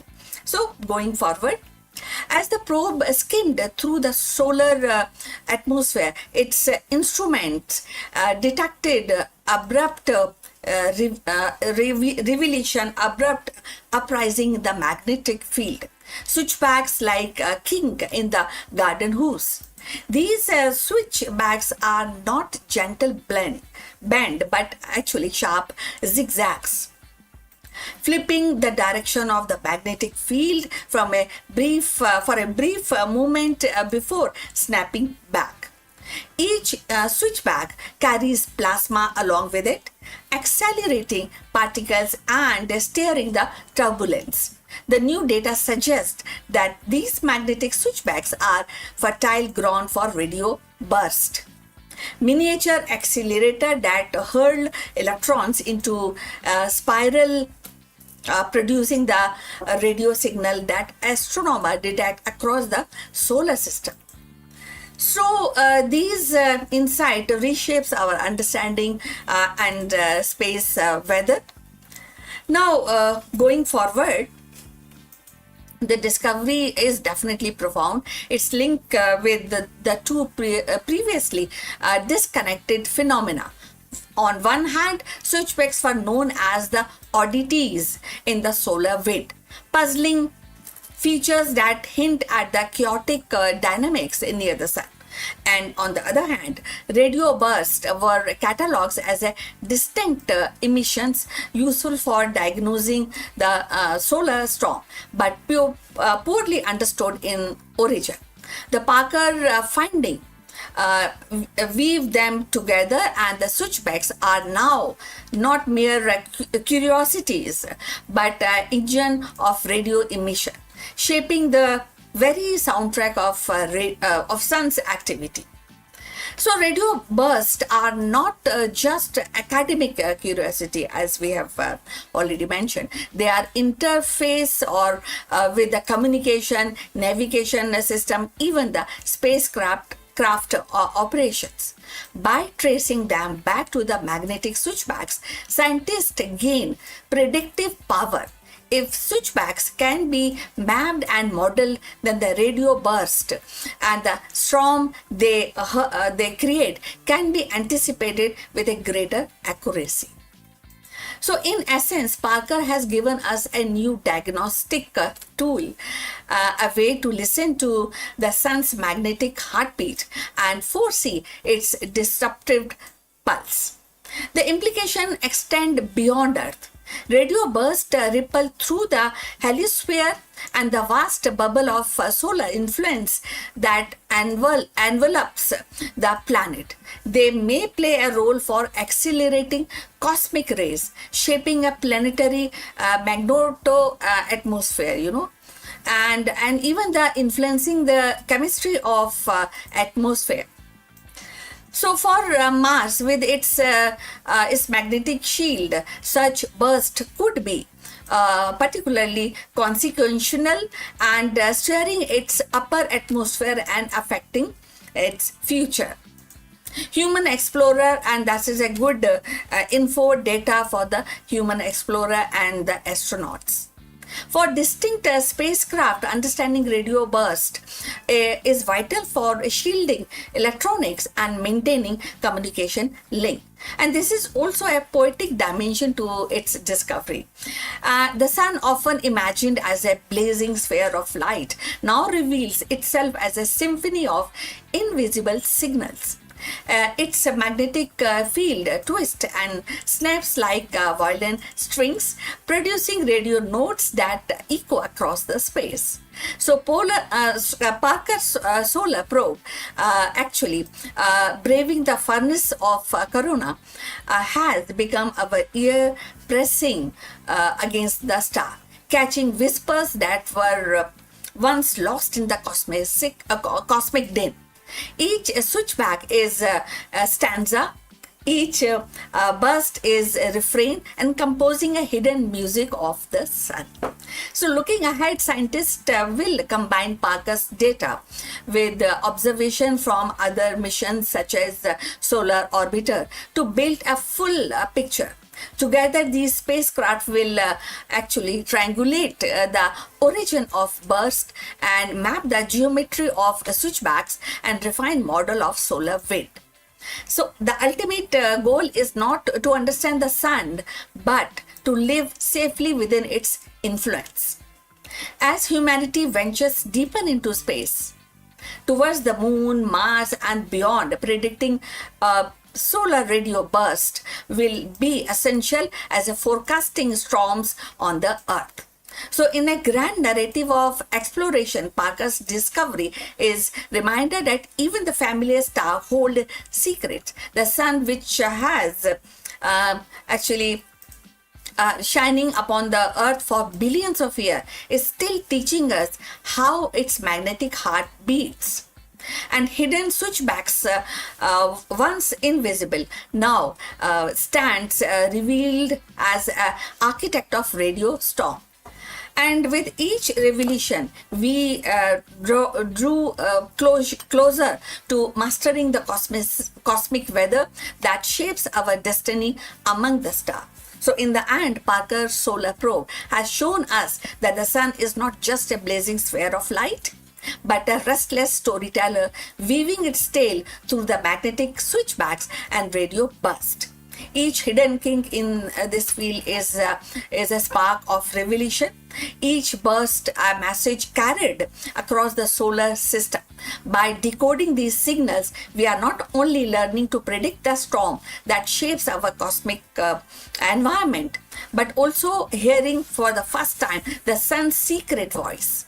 The discovery reminds us that even the most familiar star still holds mysteries awaiting to be unveiled, and with every orbit, Tapaka brings us closer to understanding the rhythm of our star's eternal symphony.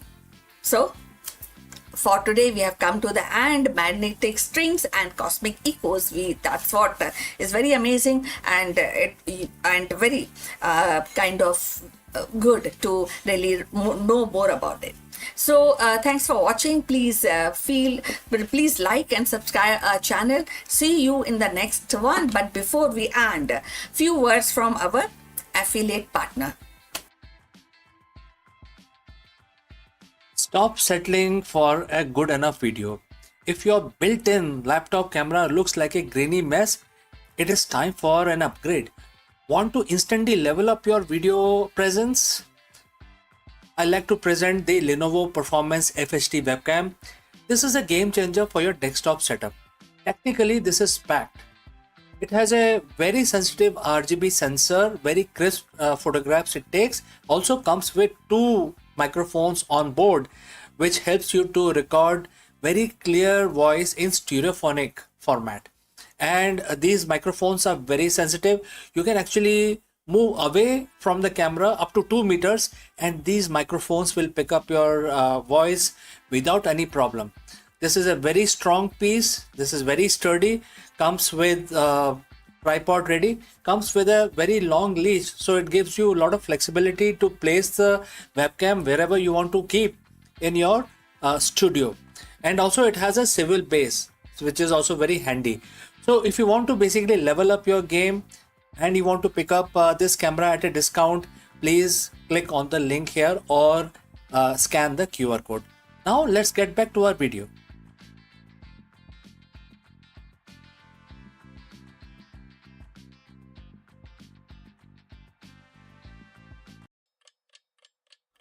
Hello दोस्तों, नमस्कार। हम सब जानते हैं कि जो market की अनिश्चितता है, जो कभी भी स्टेबल नहीं रहता है, और बहुत सारी चीज़ें होती हैं जो बिल्कुल अनस्टेबल रहती हैं मार्केट में, जैसे कि आपके डिजिटल डिसरप्शन जो हो रहा है, और कभी कभी ऐसा होता है कि गवर्नमेंट कभी नई पॉलिसीज़ लेके आती है। तो ऐसे बदलते हुए एनवायरनमेंट के अंदर एक महान सीईओ और एक अच्छा नेतृत्व वाला सीईओ में डिफरेंस क्या है? क्या ये सिर्फ स्ट्रेटजी है या लीडरशिप रेजिलियंस है? ये एक बहुत ही इंपॉर्टेंट क्वेश्चन है। इस क्वेश्चन का आंसर ढूंढने के लिए हम भगवत गीता का सहायता लेंगे और ये जानेंगे कि हमारी लीडरशिप को कैसे हम इतना स्ट्रांग बना दें कि वो बिल्कुल अनचेंजिंग सेल्फ की तरह और एक सिद्धांत की तरह सामने आए, और कोई भी लीडर अगर इस चीज़ को फॉलो करे तो कुछ भी हो जाए, किस तरह का भी मार्केट वॉलेटिलिटी हो जाए, लेकिन लीडरशिप पे कोई असर नहीं पड़ेगा। ये जानिए कैसे होगा। चलिए आगे बढ़ते हैं। देखिए दोस्तों, जो मार्केट का जो नॉइज होता है कभी नहीं रुकता। जो शोरगुल होता है वो कभी नहीं रुकता है। ये शोरगुल क्या होता है? जैसे कि क्वार्टरली प्रोजेक्शंस होते हैं, इसमें प्रोजेक्शन कभी ऊपर होते हैं कभी नीचे होते हैं। कॉम्पिटिटर डिसरप्टिवनेस होती है। कॉम्पिटिटर अपने प्रोडक्ट को कभी अच्छा करता है या अपने वैल्यूज को अच्छा करता है। कभी कभी सप्लाई चेन में फ्रैक्चर्स हो जाते हैं, और कभी कभी बोर्ड रूम में बहुत अलग तरीके के प्रेशर होते हैं, पॉलिटिकल और डिफरेंट तरीके के प्रेशर हो जाते हैं। ये एक ना रुकने वाला नोटिफिकेशन का शोर है जो हर सीईओ को सुनना पड़ता है, और इस जो नोटिफिकेशन है या नॉलेज है या इंफॉर्मेशन है, मार्केट रियलिटी जिसको हम बोलते हैं, इससे हमेशा उसको जो सीईओ है उसके दिमाग में ये रहता है, इनपुट रहता है, और उससे वो ड्राइव होता है। मतलब अगर ये इनपुट ना हो तो सीईओ को लगता है कि मुझे कुछ पता ही नहीं है मार्केट रियलिटी के बारे में, तो मैं ड्राइव नहीं कर पा रहा हूँ अपने स्ट्रेटेजी को। ये एक बहुत ही हाई फ्रिक्वेंसी हम की तरह महसूस होता है जो सीईओज होते हैं जो इस इनपुट को लेते हैं। लेकिन अगर मैं आपसे बोलूं कि इस ऐसा करने के बजाय, हाइपर विजिलेंट होने के बजाय, अगर आपको इस शोर से दूर होके फिर स्ट्रेटेजिक डिसीजन लेने का मौका मिले, तो क्या आपको लगेगा कि ये एक अच्छा तरीका है, या आपको लगेगा कि इससे हम आगे जा सकते हैं और इस शोर से दूर होके हम डिटैच होके हम डिसीजंस लें तो हमारे लिए ज़्यादा फायदेमंद रहेगा। तो इसी पॉइंट को आज हम डिस्कस करेंगे और हम डिस्कस करेंगे, इस क्वेश्चन का आंसर ढूंढेंगे भगवत गीता के चैप्टर 2 वर्स 25 से, जिसमें बहुत ही प्रोफाउंड साइकोलॉजिकल फ्रेमवर्क की व्याख्या की गई है। एंड ये आज मॉडर्न सीईओ के ऊपर एकदम लागू होता है और ये एक मास्टर क्लास की तरह है जो एक एग्जीक्यूटिव स्टेबिलिटी की तरफ आपको ले जाता है अगर आप उसको फॉलो करें। तो दोस्तों, अगर आप यहाँ तक पहुंचे हैं तो आप हमें कृपया बताइए कि आप किस शहर से हमारा वीडियो देख रहे हैं और किस लैंग्वेज में हमारा वीडियो देखना पसंद करते हैं। चलिए आगे बढ़ते हैं, हम इस श्लोक को पढ़ेंगे। अब श्लोक में ये कहा गया है कि अपने जो चीज़ आपकी इनविजिबल है या इनकंसीवेबल है या अनचेंजेबल है, अगर इसको हम जानते हैं तो इसके ऊपर हमें ज़्यादा शोक नहीं करना चाहिए। मतलब हिंदी में आपको थोड़ा सा कन्वर्ट करके बताया मैंने, ये कि संस्कृत में है ये। नाउ अब इसको हम अप्लाई करते हैं अपने बिजनेस लैंग्वेज में, बिजनेस कॉन्टेक्स्ट के अंदर। इसमें क्या होता है कि जो हम बॉडी जिसकी हम बात कर रहे हैं, जो एक फ्रिजाइल है, इसके अंदर बहुत सारे बॉडी, मतलब कि आपका जो बिजनेस का जो शोर जो आ रहा है, जैसे कि पीएल एंड स्टेटमेंट है जो फ्लक्चुएट करता रहता है, स्टॉक प्राइजेस है जो हमेशा फ्लक्चुएट करते रहते हैं, ऑफिस स्पेस है, कभी ऑफिस आपको बढ़ाना पड़ता है, कभी आपको कम करना पड़ता है, प्रोडक्ट लॉन्चेस होते हैं, कभी कभी उनमें गड़बड़ हो जाती है, नए प्रोडक्ट लॉन्चेस होते हैं, एम्प्लॉय टर्नओवर भी होता है जो कभी कभी आपकी कंपनी को या आपको आपके लिए मुश्किल पैदा कर सकता है। लेकिन गीता के अनुसार इसको बॉडी कहा गया है क्योंकि बॉडी एक नश्वर है, ये खत्म हो जाती है। तो ये इससे इक्वेट किया गया है कि जो बॉडी है वो तो टेम्परेरी है, तो इसको आप परमानेंट कैसे मान सकते हैं? जो मार्केट जो नॉलेज है, इसको आप कैसे ये मान सकते हैं कि यही एकदम सच है, राइट? तो इससे ये बोलते हैं भगवान कृष्ण अर्जुन को ये बोलते हैं कि आप जो नश्वर चीज है, जो परमानेंट नहीं है, उसके ऊपर शोक क्यों करते हैं? तो इसी तरह से अगर आज की जो सीईओज हैं, जो मार्केट नॉलेज है, शेयर प्राइजेस है, प्रोडक्ट लॉन्चेस है, इसके ऊपर आप क्यों उतना ध्यान देते हैं? अगर इसको ना ध्यान देके बेसिक्स पे ध्यान देंगे तो हो सकता है आपके डिसीजंस अलग तरीके के आए और लॉन्ग टर्म को ध्यान में रखते हुए आए। तो एक तो ये बात होगी। दूसरा ये है कि मोस्ट सीईओज जो हैं, 100% ऑफ द सीईओज वो इसी चीज को देखते हैं, वो लॉन्ग टर्म नहीं देखते। वो देखते हैं कि मार्केट नॉलेज क्या चल रही है, शेयर प्राइस क्या चल रहा है, इस क्वार्टर में क्या होने वाला है। तो उससे क्या होता है कि आपका जो डिसीजंस है they are very very knee-jerk reaction के हिसाब से होते हैं और जो आपको मार्केट बता रहा है उसी तरह से आप अपने डिसीजंस लेते हैं।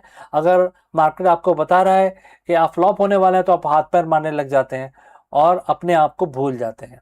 आप ये नहीं समझ पाते कि हमारे अंदर कितनी क्षमता है और आप मार्केट आपको ही ड्राइव करने लगता है। मतलब मार्केट तो ड्राइव हो रहा है किसी भी तरीके से, लेकिन वो आपको भी ड्राइव करने लगता है, तो आप उसी के चपेट में आ जाते हैं। उससे क्या होता है? उससे ये होता है कि आपके जो डिसीजंस हैं वो गलत हो जाते हैं। अब आती है बात दूसरे शब्द की जो इस श्लोक में दिया गया है, उसका नाम है सेल्फ। सेल्फ का मतलब क्या है? सेल्फ का मतलब है कोर विजन, आपकी कंपनी का, आपका खुद का। और आपकी कंपनी बनी क्यों है? Why behind your organisation. आपकी कंपनी का काम क्या है? आपकी कंपनी का अनचेंजेबल मिशन क्या है? इनटेंजिबल आपकी स्ट्रेटेजी क्या है? चाहे क्वार्टर ग्रोथ 2% हो या 20%, लेकिन ऐसी क्या चीज है जो सेल्फ है, मतलब जो चेंज नहीं होती आपकी कंपनी में। तो उसको ध्यान ना देके आप मार्केट वाली जो पहले जो मार्केट का शोर है उसके ऊपर ध्यान देते हैं। इसको सेल्फ को केयर नहीं करते, लेकिन जो मार्केट से जो टेम्परेरी इंफॉर्मेशन आती है उस पे आप ज्यादा ध्यान देते हैं। तो ये जो चीज है, ये पहले तो गीता का जब हम श्लोक पढ़ते हैं तो पहले हमें समझना चाहिए कि हम किस चीज के बारे में बात करें। तो आज दो चीजों के बारे में बात हो रही है, एक है बॉडी, दूसरा है self. Body is market noise और सेल्फ इज योर स्ट्रेटेजी, आपका मिशन एक्सेट्रा। अब देखिए, कोई सर्जन है, जो एक सीईओ के समान है, कभी भी फियर से पैरालाइज नहीं होता है। मतलब जो पेशेंट पे के ऊपर जो वो काम कर रहे होते हैं, अपना उनके ऊपर उपचार या इलाज कर रहे होते हैं, तो कभी इतना इमोशनल नहीं होते हैं। क्यों? इसका मतलब यही है कि अगर वो इमोशनल हो जाएंगे तो वो पेशेंट की ठीक तरीके से इलाज नहीं कर पाएंगे। तो इसी तरीके से सीईओ इतना इमोशनल नहीं होना चाहिए मार्केट नॉलेज को लेकर।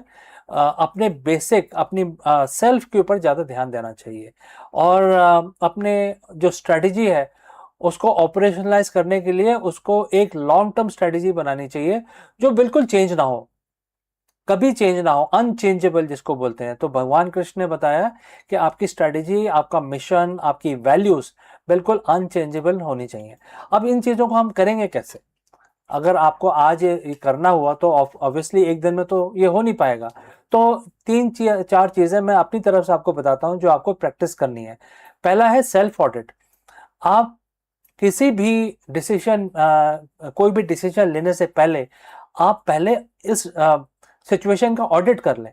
ऑडिट का मतलब ये है कि अगर मैं कोई डिसीजन लेने वाला हूँ या वाली हूँ, तो ये देख लें कि मैं डिसीजन जो ले रहा हूँ लॉन्ग टर्म को ध्यान में रख के ले रहा हूँ, या मैं जो मार्केट का नॉइज है, पैनिक होके, फियर के अंदर आके मैं इसको ले रहा हूँ।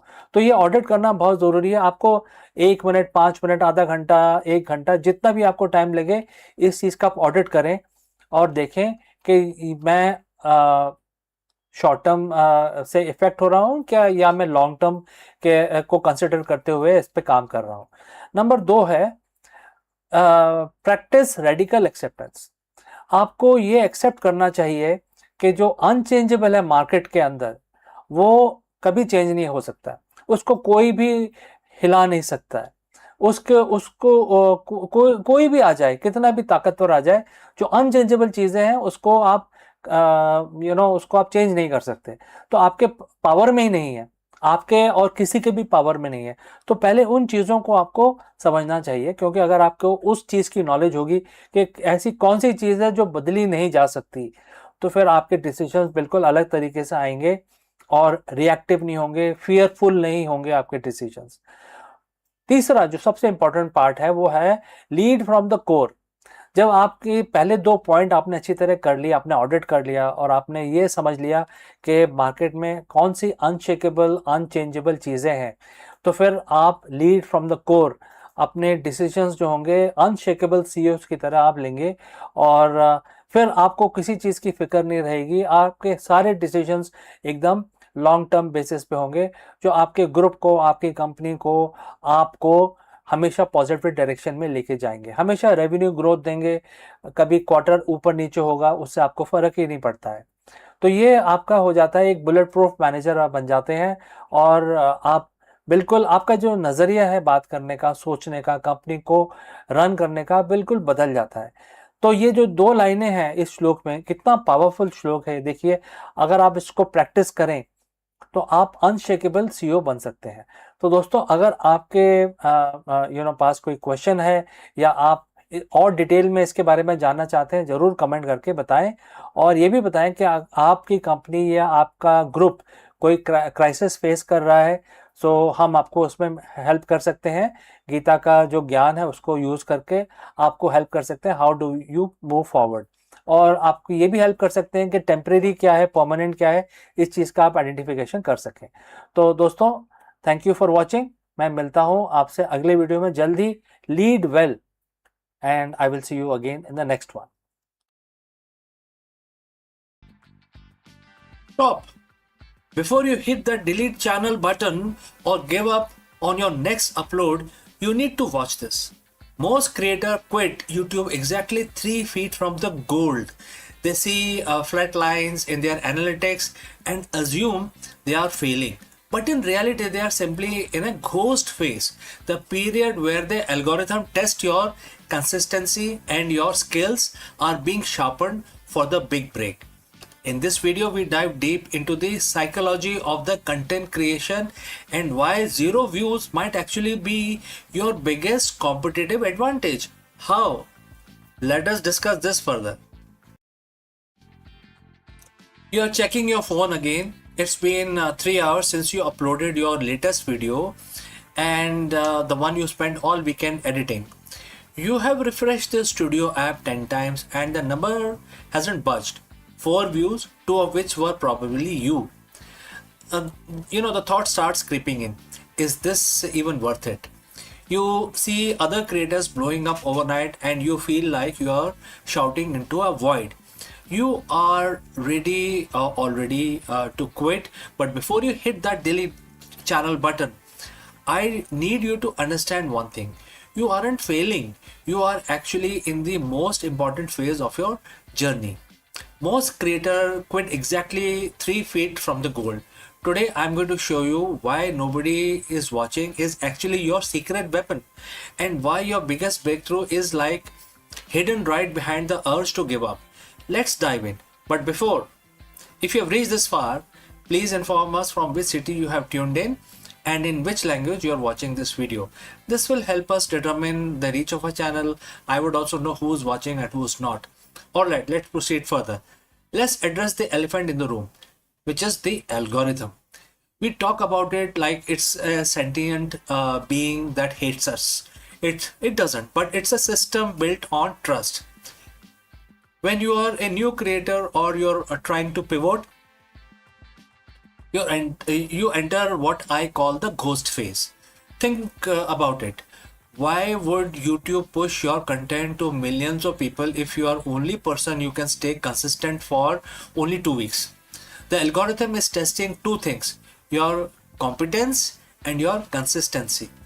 During this ghost phase, you have a massive advantage that no big creator has, which is freedom to fail.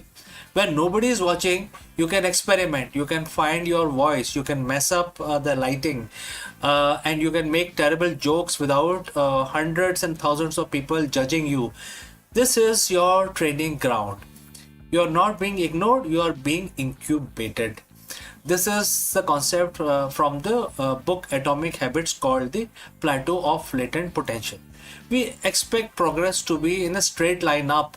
We think if I put in X amount of work, I should see X amount of views.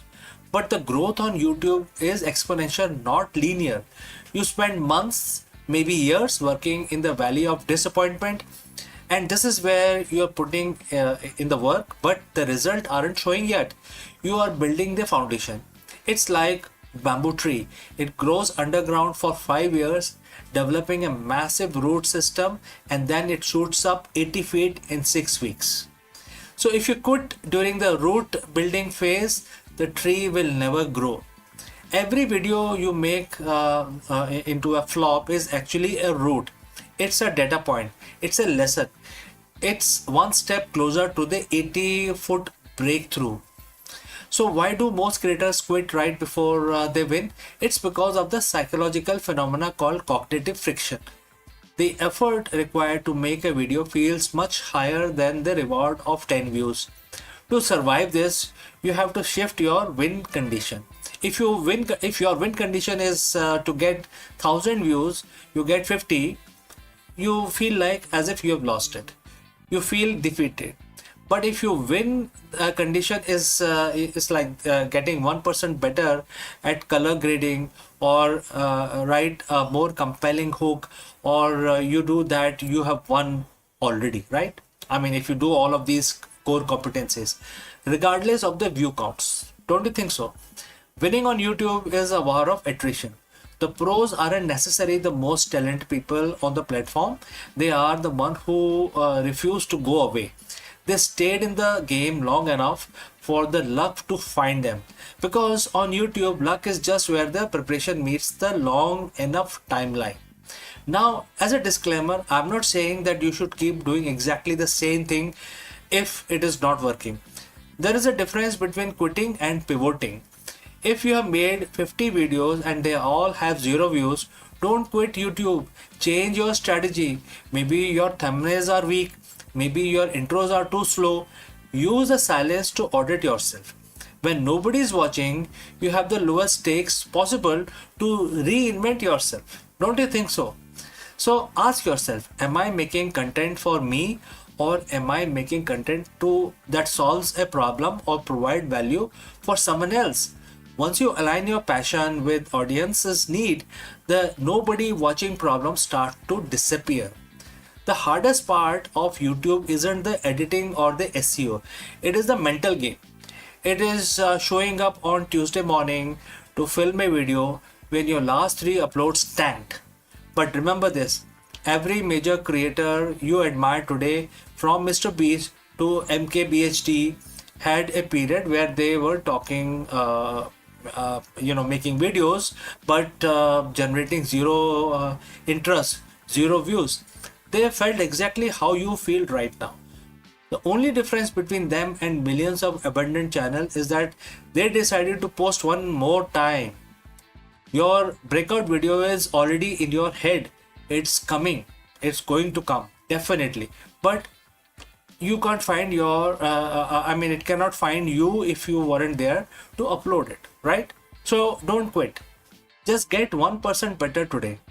So friends, what do you think? If you have any question or if you want to know more, please leave a comment below and I will see you again in the next one. Before I take your leave, a word about our affiliate partner. Stop settling for a good enough video. If your built-in laptop camera looks like a grainy mess, it is time for an upgrade. Want to instantly level up your video presence? I like to present the Lenovo Performance FHD webcam. This is a game changer for your desktop setup. Technically, this is packed. It has a very sensitive RGB sensor, very crisp photographs it takes. Also comes with 2 microphones on board, which helps you to record very clear voice in stereophonic format. And these microphones are very sensitive. You can actually move away from the camera up to 2 meters and these microphones will pick up your voice without any problem. This is a very strong piece. This is very sturdy. Comes with tripod ready. Comes with a very long leash, so it gives you a lot of flexibility to place the webcam wherever you want to keep in your studio. And also it has a swivel base, which is also very handy. So if you want to basically level up your game and you want to pick up this camera at a discount, please click on the link here or scan the QR code. Now let's get back to our video.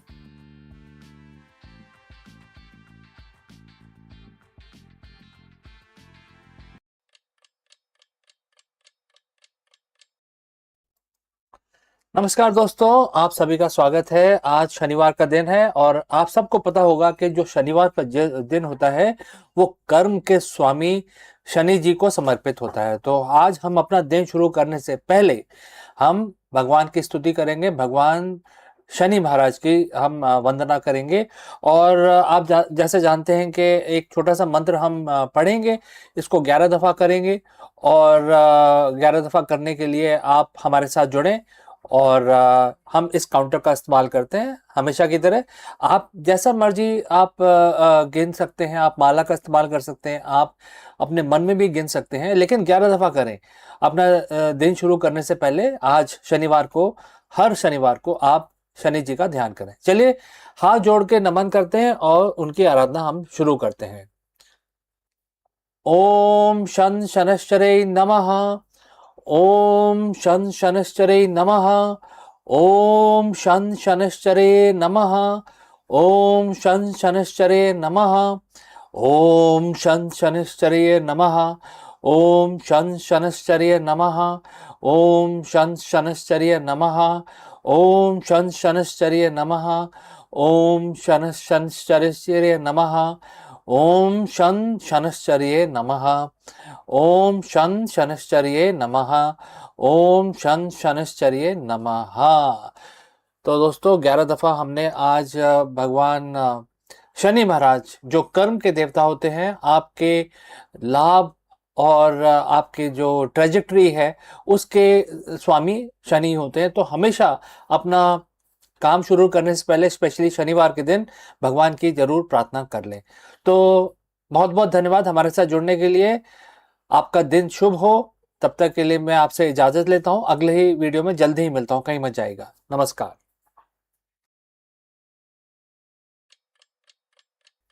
Hello, friends, and namaskaram. In a landmark deal that reshapes the global AI landscape, Meta has officially partnered with Reliance Industries to build its first ever AI enabled data centers in India. Located in Jamnagar, Gujarat, this 168 megawatt facility is more than just infrastructure. It is a clear signal that India is rapidly becoming the backbone of the next generation of artificial intelligence. Let us explore this further. Hello everyone, my name is CK and welcome back to Akulmach Business. If you have been following the global tech landscape, you know the narrative has shifted. For years, the story of artificial intelligence was written almost exclusively in Silicon Valley. But today, the center of gravity is moving.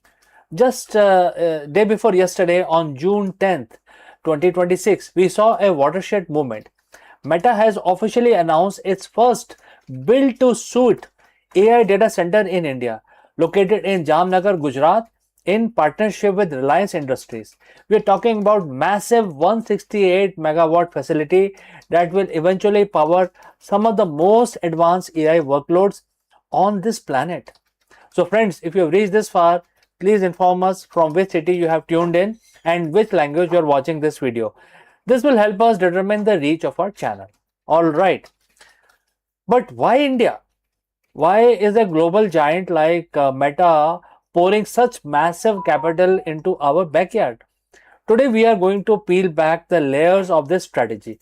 This isn't just about servers, it's about the intelligence era. Let's look at the logistics. Why Jamnagar? Reliance isn't building a warehouse, because usually all the big business of Reliance, which are bulk in nature, are all located in Jamnagar. So they are building a hyperscale campus. This facility isn't just powered by the grid; it is designed for sustainability, using renewable energy and desalinated seawater for cooling. Meta is covering the cost to ensure this just isn't just big; it is efficient. And look at the geography. Jamnagar sits right next to the key undersea cable landing station. Meta is connecting this facility to Project Waterworth, the world's longest subsea cable system.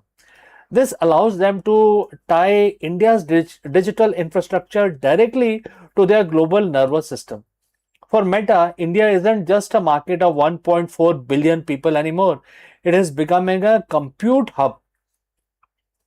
They are betting that India's infrastructure can handle the most complex AI reasoning models, and they are backing it with over a gigawatt of renewable energy agreement with partners like CleanMax. Think back to 2016.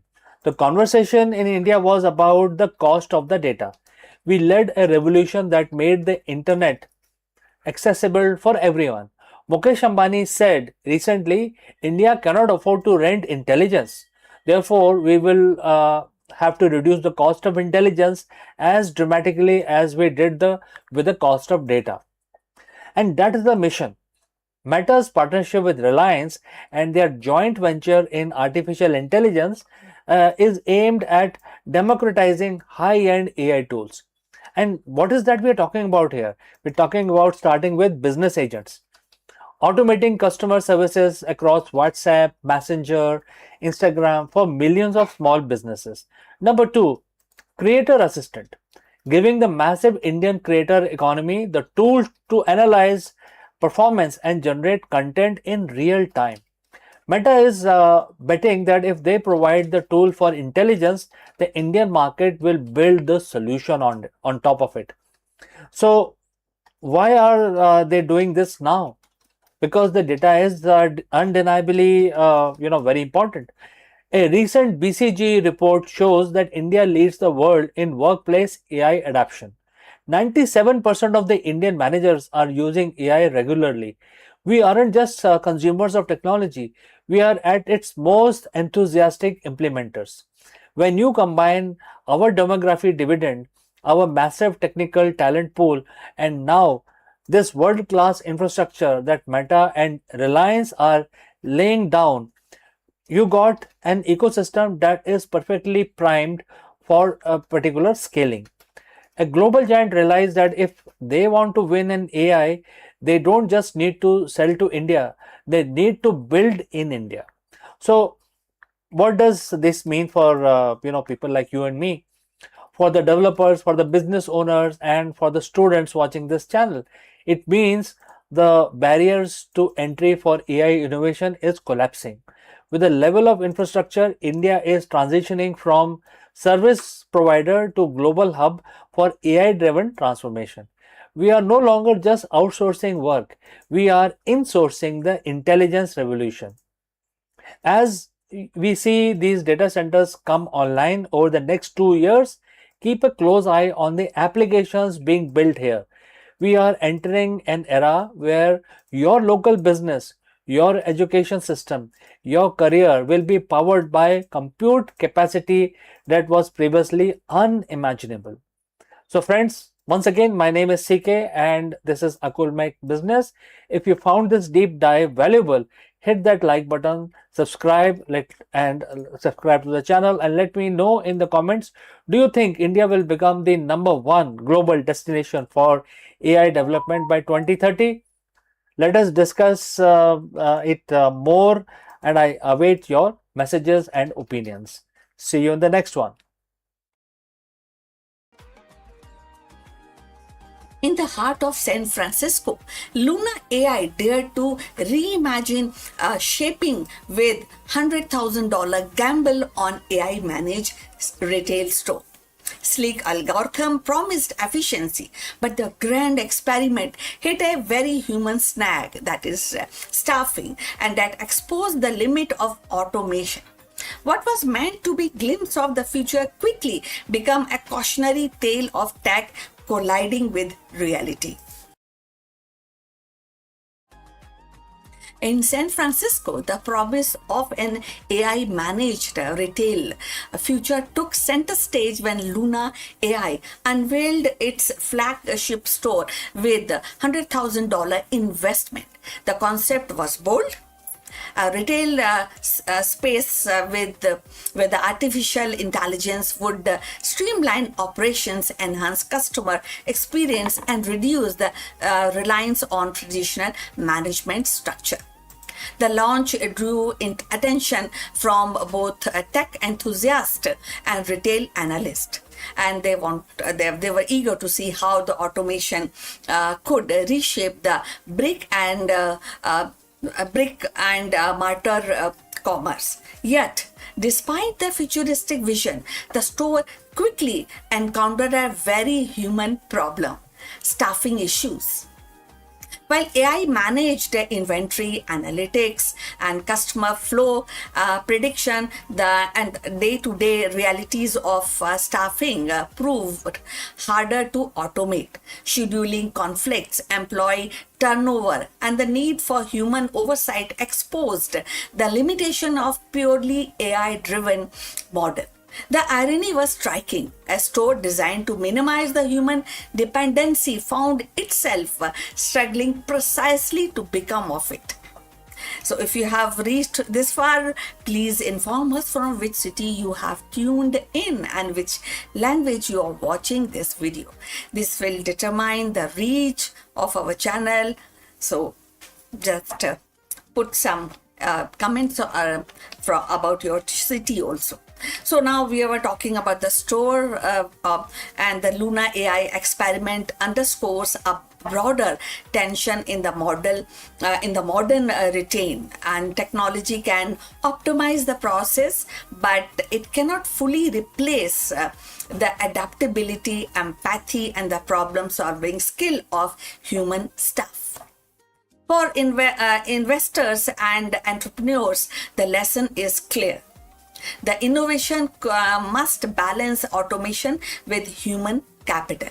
So, Luna AI's venture may have stumbled, but it has sparked a vital conversation about the future of retail, where the AI and people coexist rather than compete. So, Luna AI store shows that even in the world run by algorithm, retail still need human touch.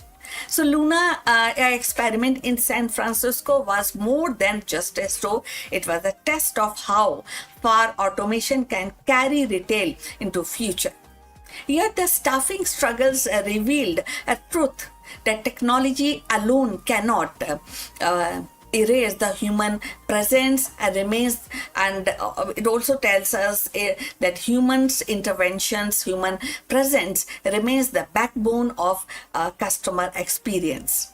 The venture may have flattered, but it is but it leaves behind a valuable lesson that the future of retail will not only to AI versus people, but AI working alongside with people. So we have come to the end. Thanks for watching. Please like and subscribe our channel. But before we go, we have a few words from our affiliate partner. Stop settling for a good enough video. If your built-in laptop camera looks like a grainy mess, it is time for an upgrade. Want to instantly level up your video presence? I like to present the Lenovo Performance FHD webcam. This is a game changer for your desktop setup. Technically, this is packed. It has a very sensitive RGB sensor, very crisp photographs it takes. Also comes with 2 microphones on board, which helps you to record very clear voice in stereophonic format. And these microphones are very sensitive. You can actually move away from the camera up to 2 meters and these microphones will pick up your voice without any problem. This is a very strong piece. This is very sturdy. Comes with tripod ready. Comes with a very long leash, so it gives you a lot of flexibility to place the webcam wherever you want to keep in your studio. And also it has a swivel base, which is also very handy. So if you want to basically level up your game and you want to pick up this camera at a discount, please click on the link here or scan the QR code. Now let's get back to our video. Twilight chambers of bat caves. Science listens to the whispers carried on wings. Each flutter is more than a movement. It is a messenger of hidden viral world evolving in silence, yet capable of reshaping human history. These caves are ecological crossroads where bats, viruses, and environment is intertwined in a delicate balance. Deep inside the humid darkness of Bat Cave, science finds a living lab where the ecology, virology, and human destiny intersects.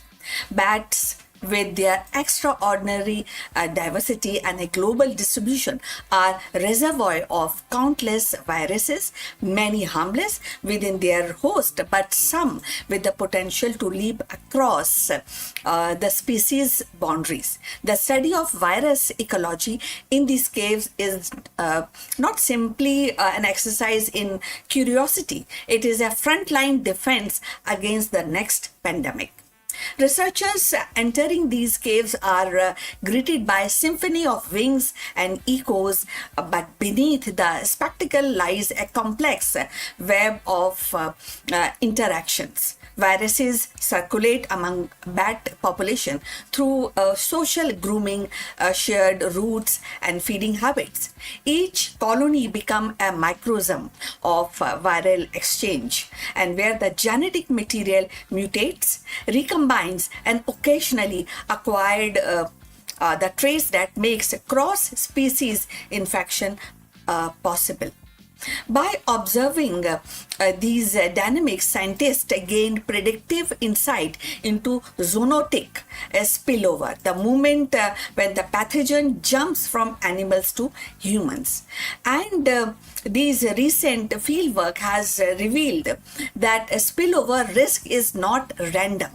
It is shaped by ecological pressures, food scarcity, or maybe driving bats closer to human settlement, seasonal migration, concentration of the population, and environmental stress, weakening the immune defenses.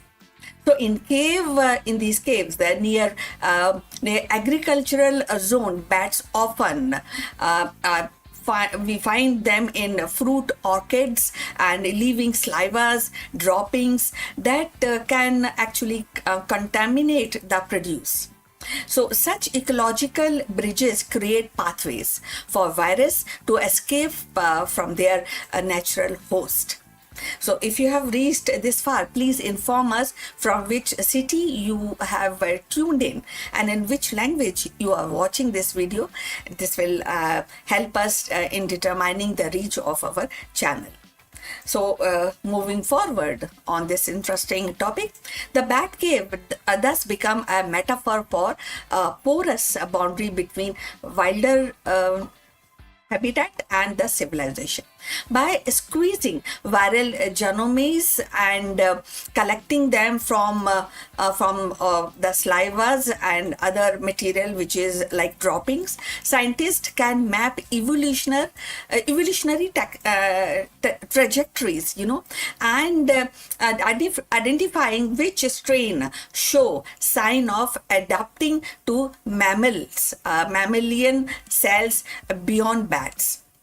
So these molecular fingerprints act as warning signals, allowing public health agencies to monitor the hot spots before outbreak occurs. So equally important are the behavioral observations. Like high definition footage of bat feeding, clustering and interacting with other species reveals how viral transmission is facilitated. So in one study, the camera captures bats feasting alongside with the primates and rodent, creating a shared ecological niche where the pathogen could easily cross species line. And such insight underscores that the spillover is not merely a biological event, but an ecological one woven into a fabric of shared habitat. The implication definitely ripple outward. So understand a virus ecology in bat's cave inform the predictive model that integrates climate change and deforestations and urban expansion, which is definitely on high at the moment. Now, as forests shrink, the caves are disturbed. Bats are forced into a closer contact with human, amplifying the risk. So by stimulating these scenarios, scientists can forecast where and when spillover is most likely and guiding surveillance and intervention strategies. They can work on that, these kind of strategies. Yet, the narratives is not one of the fear alone. So bats are vital pollinators, you know that, and insect controllers. So essential to definitely essential to ecosystem. Now when we demonize them and would be like counterproductive. So instead, the lesson from the virus ecology is balance. Protecting bat habitats reduce stress on population, thereby lowering the viral shedding and minimizing the human exposure. So conservation becomes a form of public health. So in a broader arc of science, the bat caves is a reminder that pandemic are ecological phenomena before they are they become actually a medical crisis. So by listening to these whispers of wings in the dark, humanity gains foresight into the invisible currents of viral evolution. The caves teaches us that the vigilance must be ecological and behavioral all at once. So, thus, the study of virus ecology is in the bat's cave is not confined to academic genres. It is a story of anticipation, resilience, and interconnectionness. Now, these insight helps predict zoonotics spillover risk, offering humanity a chance to act before the next leap occurs. So, in the shadow of the caves, science illuminates pathway to of prevention and turning potential catastrophe into knowledge and knowledge into preparedness. From the echoes in the dark to insight in the lab, the bat caves teaches vigilance. So, and protecting habitats, decoding viral patterns, and respecting the ecological balance are not just act of science; they are act of survival.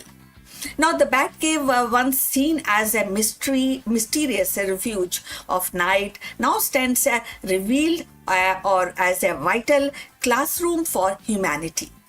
Now, within these shadows, viruses evolve, adapt, and remind us of the fragile thread that binds ecosystem together. So, by decoding these hidden exchanges, the scientists are not merely studying the bats; they are safeguarding the future of human health.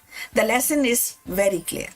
Pandemics are born at the intersection of ecology and society, and the prevention begins with the understanding. Protecting habitats, respecting biodiversity, and listening to the signals of nature are the act of foresight. So, in the quiet echoes of caves, we find both warning and wisdom. An urgent call to balance our relationship with the natural world before the next leap occurs. So, we would look forward your comments, what you think about this subject. And we have come to the end. Thanks for watching, and please like and subscribe our channel. See you in the next one. But before we end this video, a few words from our affiliate partner. Stop settling for a good enough video. If your built-in laptop camera looks like a grainy mess, it is time for an upgrade. Want to instantly level up your video presence?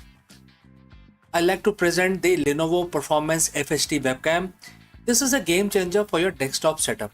Technically, this is packed. It has a very sensitive RGB sensor, very crisp photographs it takes. Also comes with 2 microphones on board, which helps you to record very clear voice in stereophonic format. And these microphones are very sensitive. You can actually move away from the camera up to 2 meters, and these microphones will pick up your voice without any problem. This is a very strong piece. This is very sturdy. Comes with tripod ready. Comes with a very long leash, so it gives you a lot of flexibility to place the webcam wherever you want to keep in your studio. And also it has a swivel base, which is also very handy. So if you want to basically level up your game and you want to pick up this camera at a discount, please click on the link here or scan the QR code. Now let's get back to our video.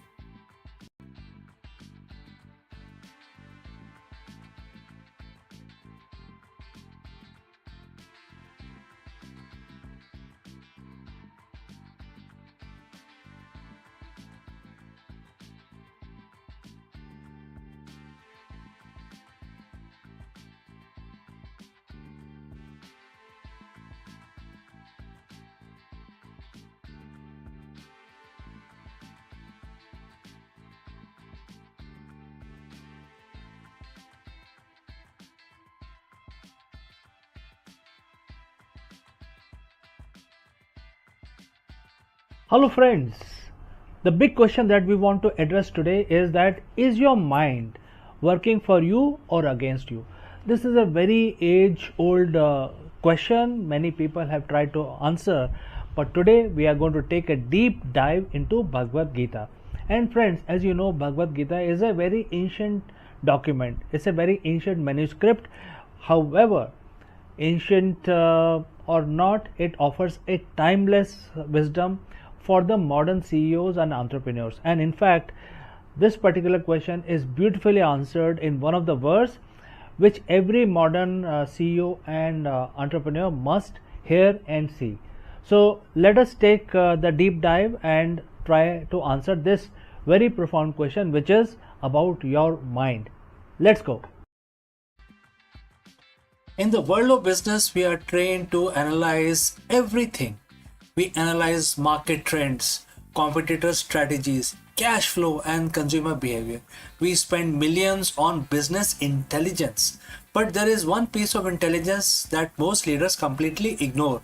And that is one thing that dictates every decision you make, every reaction you have under pressure, and ultimately legacy you leave behind. I'm talking about your mind, which is your mind as well as mine. Think about it. You can have the best strategy in the world, but if your mind is clouded by anxiety, ego, or fatigue, that strategy is worthless. Over 7,000 years ago, on the battlefield of Kurukshetra, a warrior prince named Arjun faced the ultimate leadership crisis. He was paralyzed by doubts. It was then that Bhagwan Krishna delivered a line that remains the most important psychological insight for any executive today. Bhagavad Gita, chapter 6, verse 6. It's the difference between a CEO who thrives and one who burns out. So friends, if you have reached this far, please inform us from which city you have tuned in and in which language you are watching this video. This will determine the reach of our channel. Alright, let's proceed further. For him who's conquered the mind is the best of the friend. But for one who has failed to do so, his very mind will be the greatest enemy. And this is a quote translated into English. This isn't just a spiritual talk. This is the high level operational reality. When your mind is conquered, it's like having a rogue employee in your C-suite. It creates imaginary problems, fixated on past failures, and reacts with anger when a deadline is missed. It is the voice that tells you to send that angry email at 2 a.m. It's an enemy because it works against your goals. When conquered, the mind becomes your most loyal chief of staff. It stays calm when the market crashes. It sees opportunities when others sees obstacles. It is disciplined, focused, and most importantly, it listens to you. Why is this so hard for leaders? As a CEO, your mind is constantly on.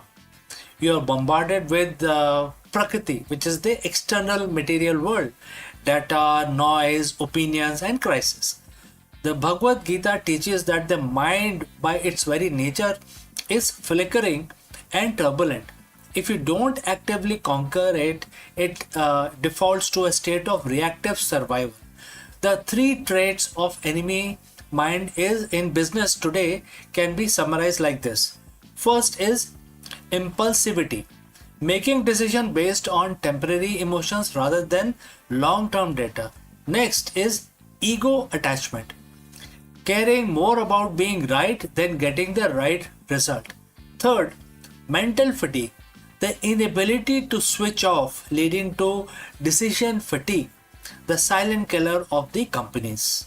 So when your mind is your enemy, you aren't leading your company, you are being led by your impulses. So how do we conquer it? Bhagwan Krishna doesn't suggest we suppress the mind or kill it. He says to win it over. So in Gita, the mind is often compared to the reins of the chariot. If the driver, which can be equated to your intellect, let go of the rein, the horses, which are your senses, so your senses run wild. So in the end, I will like to offer 3 strategic steps for the modern leaders using which they can actually implement this in their professional life. Step 1, observation.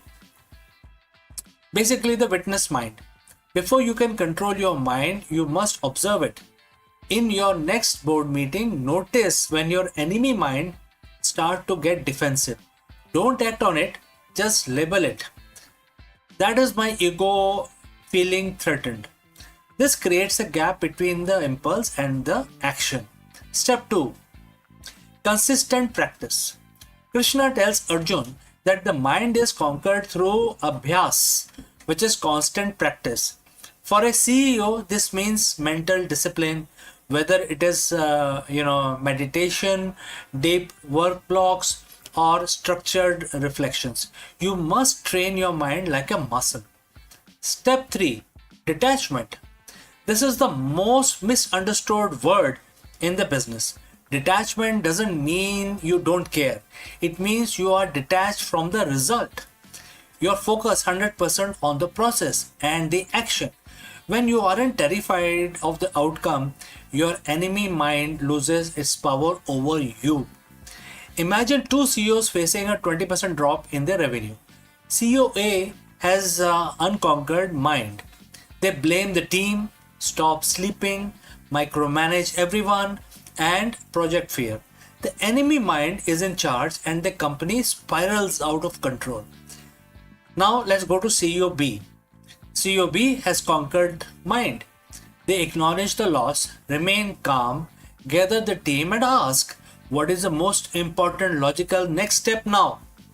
They sleep 7 hours because they know tired mind is a weak mind. Their mind is their best friend, providing them with the resilience needed to pivot when the need arises. So, which one of these minds or the CEO you are? Do let me know. Bhagavad Gita chapter 6 verse 6 is a call to arms. Not a war against others, but a war against your own lower instincts. As a leader, your greatest asset isn't your bank balance or your intellectual property. It is the quality of your consciousness. Your challenge for the week, therefore, is next time when you feel stressed or angry, stop. Ask yourself, in this moment, is my mind being my friend or my enemy? If you want to lead a great company, you must first lead yourself. If you found this integration of ancient wisdom and modern leadership valuable, hit that like button, subscribe for more insights from Gita for the modern world. Conquer your mind and you will conquer the world. So friends, we have come to the end. Before I end this section, few words about our affiliate partner. Stop settling for a good enough video. If your built-in laptop camera looks like a grainy mess, it is time for an upgrade. Want to instantly level up your video presence? I like to present the Lenovo Performance FHD webcam. This is a game changer for your desktop setup. Technically, this is packed. It has a very sensitive RGB sensor, very crisp photographs it takes. Also comes with 2 microphones on board, which helps you to record very clear voice in stereophonic format. And these microphones are very sensitive. You can actually move away from the camera up to 2 meters and these microphones will pick up your voice without any problem. This is a very strong piece. This is very sturdy. Comes with tripod ready. Comes with a very long leash, so it gives you a lot of flexibility to place the webcam wherever you want to keep in your studio. And also it has a swivel base, which is also very handy. So if you want to basically level up your game and you want to pick up this camera at a discount, please click on the link here or scan the QR code. Now let's get back to our video.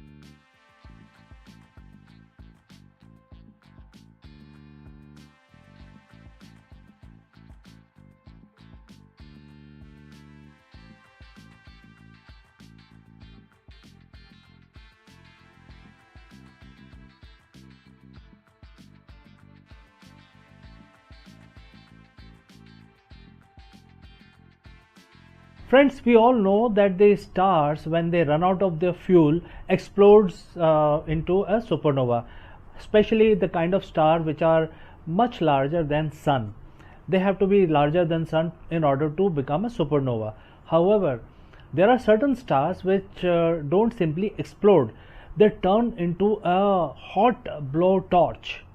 And this is a very specific phenomena, and to understand this type of supernova we will take a deep dive into high energy astrophysics, and we will examine this phenomena which is known as hotter than hell, also known in scientific term as the fast blue optical transient, and also known as the blue death. What is this phenomena? Let us explore this further. Friends, in the vacuum of space, color is a liar. We have been taught from childhood that the red means hot and the blue means cool. Think of your kitchen faucet. But in the realm of high energy astrophysics, the universe flipped the script. Red is the color of dying ember, and blue is the color of cosmic blowtorch. But most stars end their lives in a predictable fiery explosion we call supernova. They expand, they glow red or orange, and they fade over months. But recently we have discovered something that defies this particular rule. A class of explosion so fast, so bright, and so intensely blue that they have earned a terrifying nickname, which is fast blue optical transient, or FBOT. So we call them FBOTs. Today we are diving into the hotter than hell physics of blue stellar deaths. We aren't just talking about big explosions, we're talking about the most violent thermal events since the Big Bang. Well friends, if you've reached this far, please inform us from which city you have tuned in and in which language you are watching this video. This will help us determine the reach of our channel. Alright, let's proceed further. To understand why a blue death is so significant, we have to talk about Wien displacement law. In simple terms, the hotter an object is, the shorter the wavelength of the light it emits. A standard supernova might reach temperature of 10,000 to 20,000 Kelvin. That put them firmly in the visible white to yellow range. But these blue transient, they are screaming at a temperature exceeding 40,000 Kelvin, and in some cases hitting hundreds of thousands of degrees in their initial movements. When a star dies blue, it is telling that the energy density is off the chart. It is not just emitting light, it is emitting high frequency, high energy photons that sit right on the edge of the ultraviolet and X-ray spectrum. The question is, what kind of star has enough fuel to die this spectacularly? You can't get a blue explosion from a boring star like our sun. For a hotter than hell exit, you need a Wolf-Rayet star. These are the heavyweight of the galaxy. Stars that started out at 20 or 30 times the mass of sun but has already blown off their outer layers of hydrogen. What is left is naked exposed core of helium, carbon and oxygen burning with a ferocity that is hard to visualize. Because they have lost their cushion of hydrogen, when the core collapses, there is nothing to slow down the shock wave. It is like an engine exploding without a hood. The energy hits the vacuum of space instantly. This lack of an outer envelope is the first ingredient in the recipe for the fast blue optical transient. For a long time, these were just theoretical. Then came a phenomenon known as AT2018 COW, which is cow, AT 2018 cow. Astronomers affectionately called it the cow because of its random letter designation. But there was nothing gentle about it. The cow was 10 to 100 times brighter than the normal supernova, and it reached its peak brightness in just 3 days. A typical supernova takes weeks to ramp up. The cow didn't just explode, it flashed.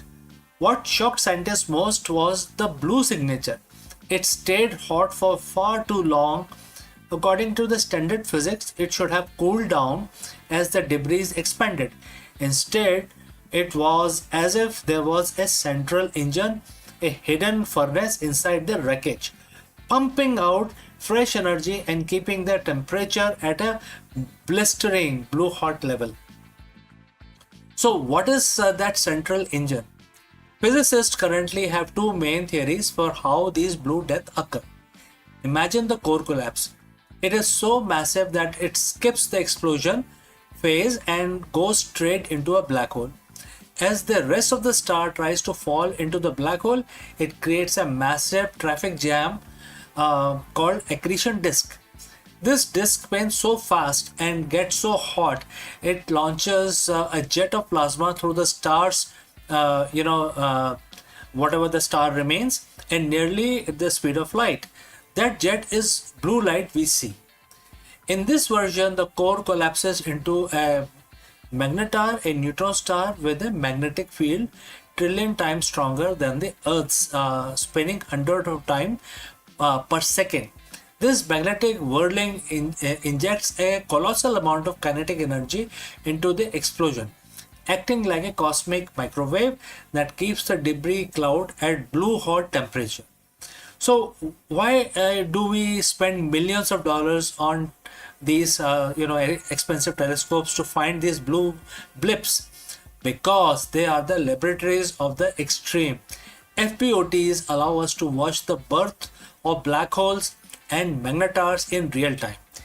Usually we find these objects millions of years after they were formed. With blue stellar death, we are seeing the first cry of a new celestial monster. They also act as the cosmic flashlights because they are so bright. They illuminate the gas and dust in distant galaxies, helping us map the cosmic web that holds the universe together. Every time we catch a blue flash, we are refining our understanding of how matter behaves under the most extreme gravity and heat possible. The universe is a violent place, but there is a strange beauty in its destruction. A blue stellar death is the ultimate paradox. A star that has run out of life yet shines with more intensity than billion suns combined. It's a final defiant scream across the vacuum. Next time, when you look up at a clear night sky, remember that twinkling white stars are just the beginning. Out there in the deep dark, something is turning blue, breaking the laws of physics and providing that something truly are hotter than hell. So, thanks for watching, thanks for listening. If you enjoyed this deep dive into physics of the cosmos, don't forget to hit that subscribe button. Until next time, keep looking up. Before I go, a word about our affiliate partner. Stop settling for a good enough video. If your built-in laptop camera looks like a grainy mess, it is time for an upgrade. Want to instantly level up your video presence? I like to present the Lenovo Performance FHD webcam. This is a game changer for your desktop setup. Technically, this is packed. It has a very sensitive RGB sensor, very crisp photographs it takes. Also comes with two microphones on board, which helps you to record very clear voice in stereophonic format. And these microphones are very sensitive.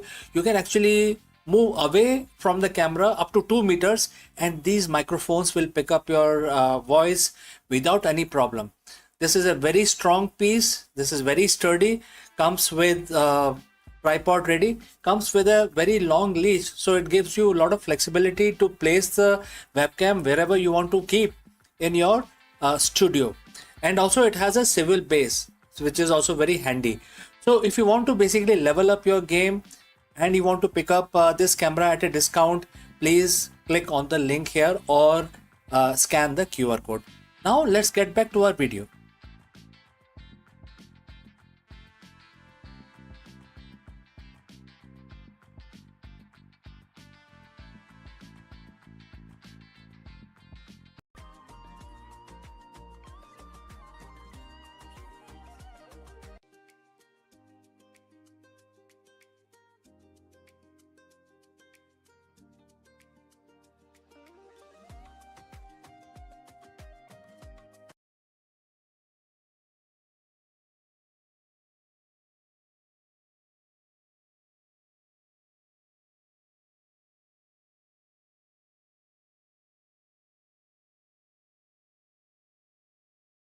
Hello, friends. Welcome once again.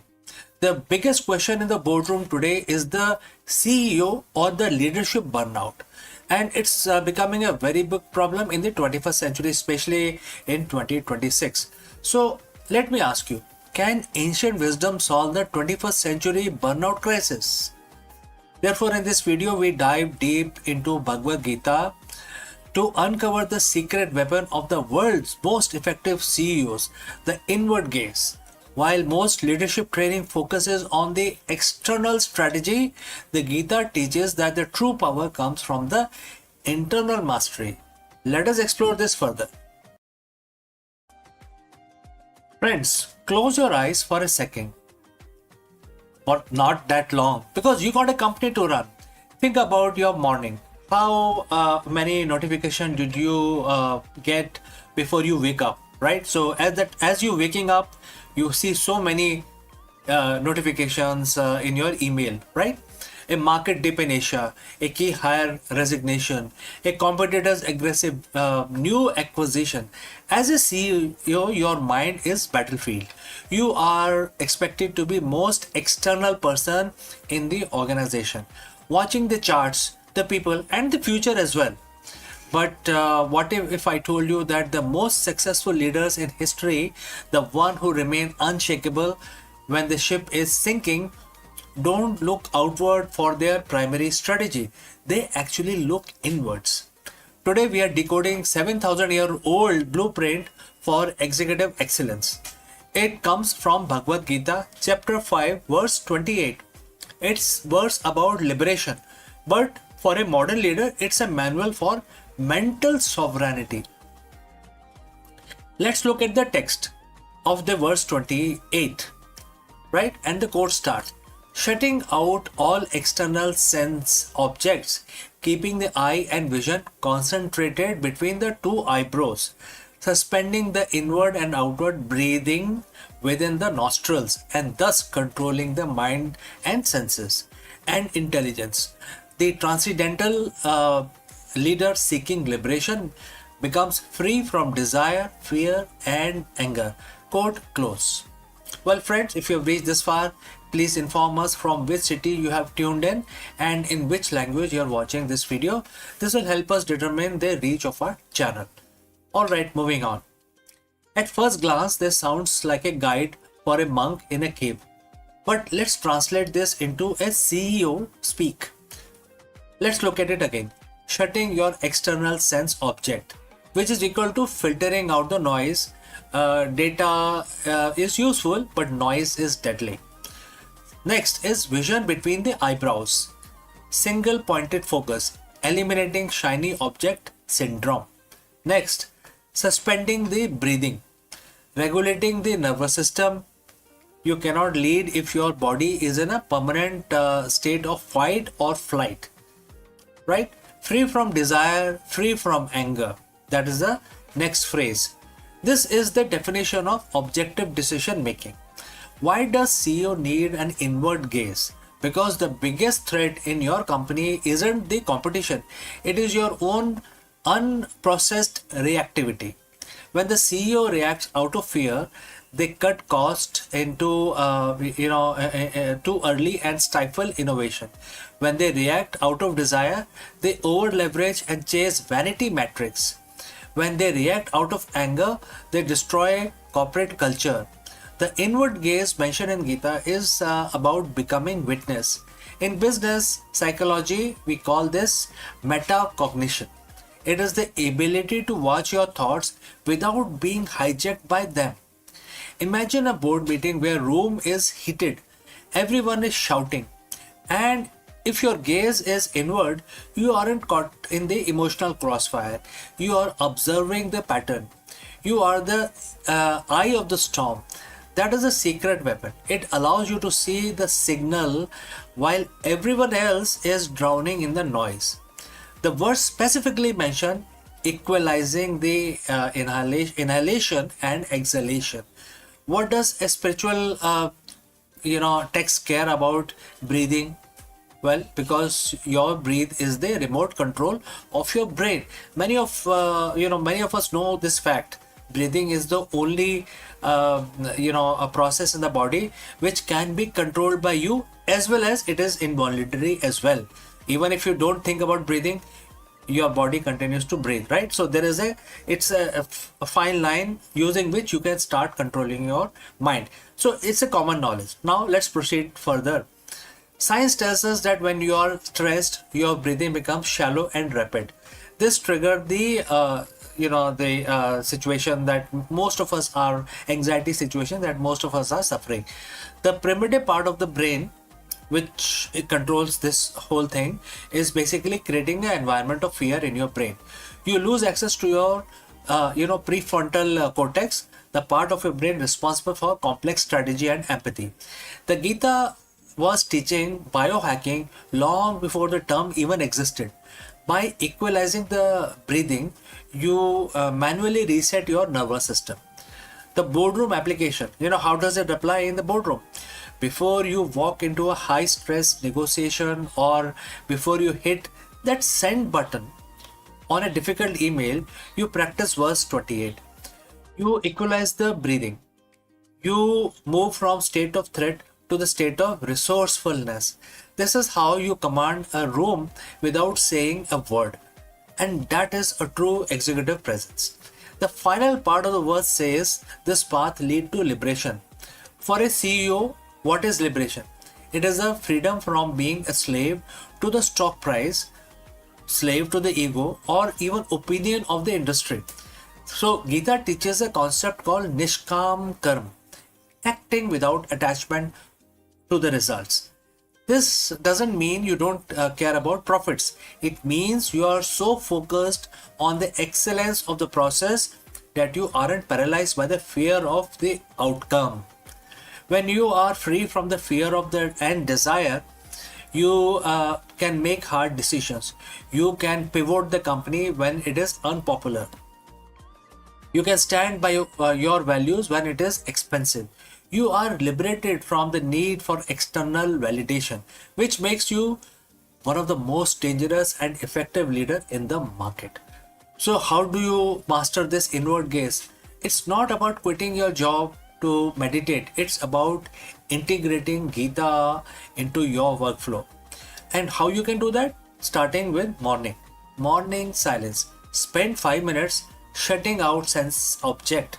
No phones, no email, just your breathing. Start thinking about your breathing process only for 5 minutes. All right. Next, 3 breathe rule. Before every meeting, equalize your inhalation and exhalation. Equal, right? Slow it down. Next, the mirror check. Ask yourself, am I moving towards the goal out of fear or out of purpose? Right? Mastering the inward gaze doesn't make you a passive leader at all. It makes you an unstoppable one. It transforms you from a CEO who is pushed by the world into a leadership role, or another person is who's actually shaping the world itself. Right? So it transforms that. Gita says that this is a way for the liberation for the leadership role. In the business world, we just call it the greatness. So friends, what do you think? If you have any questions or any comments, please leave them in the comment section below. Thanks for joining live. Thanks for watching. And if you found this leadership lesson valuable, subscribe for more ancient wisdom for the modern businesses. Now you can go lead from within. All right. So before we end this section, I'd like to speak few words about our affiliate partner. Stop settling for a good enough video. If your built-in laptop camera looks like a grainy mess, it is time for an upgrade. Want to instantly level up your video presence? I like to present the Lenovo Performance FHD webcam. This is a game changer for your desktop setup. Technically, this is packed. It has a very sensitive RGB sensor, very crisp photographs it takes. Also comes with 2 microphones on board, which helps you to record very clear voice in stereophonic format. And these microphones are very sensitive. You can actually move away from the camera up to 2 meters, and these microphones will pick up your voice without any problem. This is a very strong piece. This is very sturdy. Comes with tripod ready. Comes with a very long leash, so it gives you a lot of flexibility to place the webcam wherever you want to keep in your studio. And also it has a swivel base, which is also very handy. So if you want to basically level up your game and you want to pick up this camera at a discount, please click on the link here or scan the QR code. Now let's get back to our video.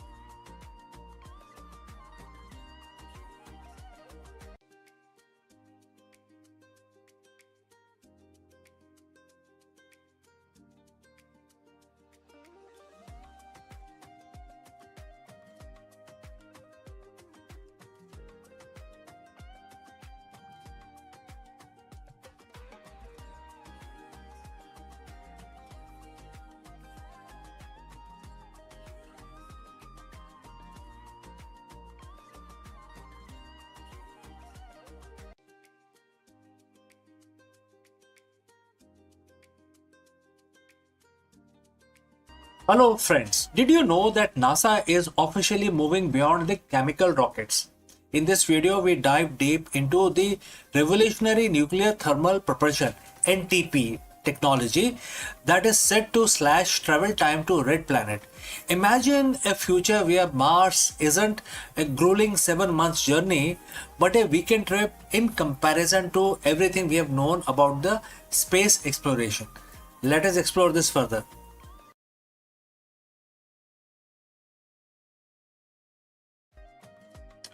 So for 60 years, we have been stuck. Every time we look at Mars, we are staring at a 7 to 9 months commute between Earth and Mars. That isn't just a long time, it is dangerous time. Every day, every day in deep space is another day of the cosmic radiation, muscle atrophy, and the psychological toll of the isolation. But what if we could break that speed limit of space travel? What if we could treat the journey to the red planet not in months, not in years, but in few days, right? Like a weekend trip in comparison to the current tech. NASA has just officially crossed the Rubicon with the announcement of SR-1 Freedom and a roadmap of 2028. The era of chemical rocket is ending. Today we are looking at the nuclear engine that are finally turning science fiction into an interplanetary reality. So friends, if you have reached this far, please inform us from which city you have tuned in and in which language you are watching this video. This will help us determine the reach of our channel.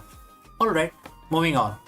To understand the future, we have to look at why we cannot reach at this point in time, and currently why it is slow. Our best rockets today are chemical combustion. We all know that liquid hydrogen and liquid oxygen. They are very powerful, but they are incredibly inefficient. Think of it like this. A chemical rocket is like a high performance dragster. It's a massive oomph at the start, but it burns through its fuel in minutes. Once you are in orbit, you are basically a glider. By switching to nuclear, we aren't just adding more fuel, we are doubling the energy we get out of every gram of the propellant. So how does a nuclear engine actually works? Unlike the nuclear power in a plant, on Earth basically, that makes electricity, a nuclear thermal rocket NTR, is much more direct, and it has several components starting with core. We have a compact fission reactor using high assay low enriched uranium, right? And it then create energy, which then send it to the nozzle, etc. And therefore we have to talk about the propellant. We pump the liquid hydrogen through the white hot core reactor, and then it basically comes out of the other side at very high speed. So now we have to talk about expansion. In less than a second, the hydrogen goes from minus 420 degrees Fahrenheit to 5000 degrees Fahrenheit, which then creates a huge thrust. So now let's talk about this thrust. The superheated gas screams out of the nozzle at a speed no chemical fire could ever reach. This is the holy grail of the propulsion. It gives us the high thrust of a rocket with a very long-term efficiency of an electric drive. We are currently in the pivotal year. As of April 2026, the design is right now on the drawing table.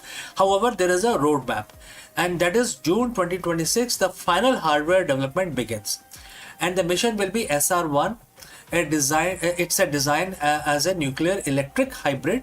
It uses the reactor to generate massive amount of electricity, powering high efficiency thruster to basically increase the speed. And it can run for months. It can go for very long time. And what is the goal? The goal is a direct mass mission capability by 2028. This isn't just a lab experiment anymore. We are building the flight hardware right now. So when we say weekend trip, we are talking about relative transit time. By cutting the journey to Mars from 250 days down to 100 or even 60 days, we solve the two biggest threats to human life. Number one is radiation. Less time spent in the void, which is open space, lower the dose of the solar particles or any cosmic radiation. Number two is the abort capability. Nuclear engines allow us to turn around or change course. Well, in a chemical rocket, once you are on your path, you are committed. Nuclear gives the pilot a steering wheel. Our multi-planetary future, which is to the stars, will have, will always remain a dream if we do not have faster mode of transport. We just don't have the engine to reach them. Why, right? So if we want to go to other worlds, other stars, we need faster mode of transport. So with the breakthrough that we are going to see in 2026, the gap between Earth and Mars is finally closing. We are no longer limited by how much fire we can make. We are now limited only by our ambition to explore. So friends, we have come to the end of our discussion today. My name is CK and you are watching Akulmach. And if you want to stay on the cutting edge of the Artemis era and the nuclear revolution, hit that subscribe button, and the future is arriving faster than you think. So before I go, a word about our affiliate partner.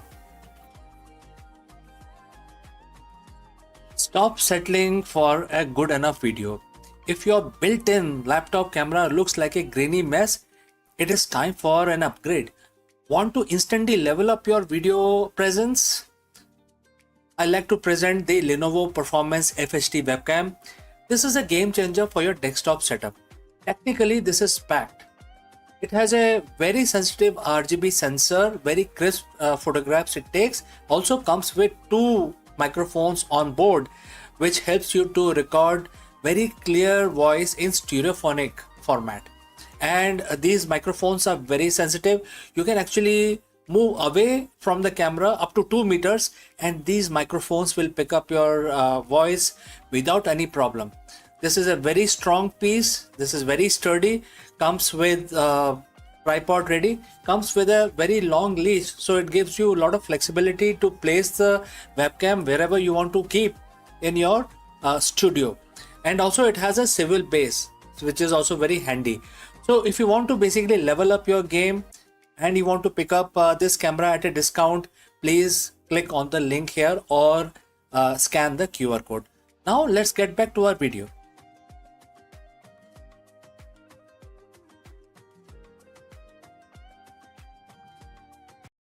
Friends, we all know that the stars, when they run out of their fuel, explodes into a supernova, especially the kind of star which are much larger than sun. They have to be larger than sun in order to become a supernova. However, there are certain stars which don't simply explode, they turn into a hot blowtorch.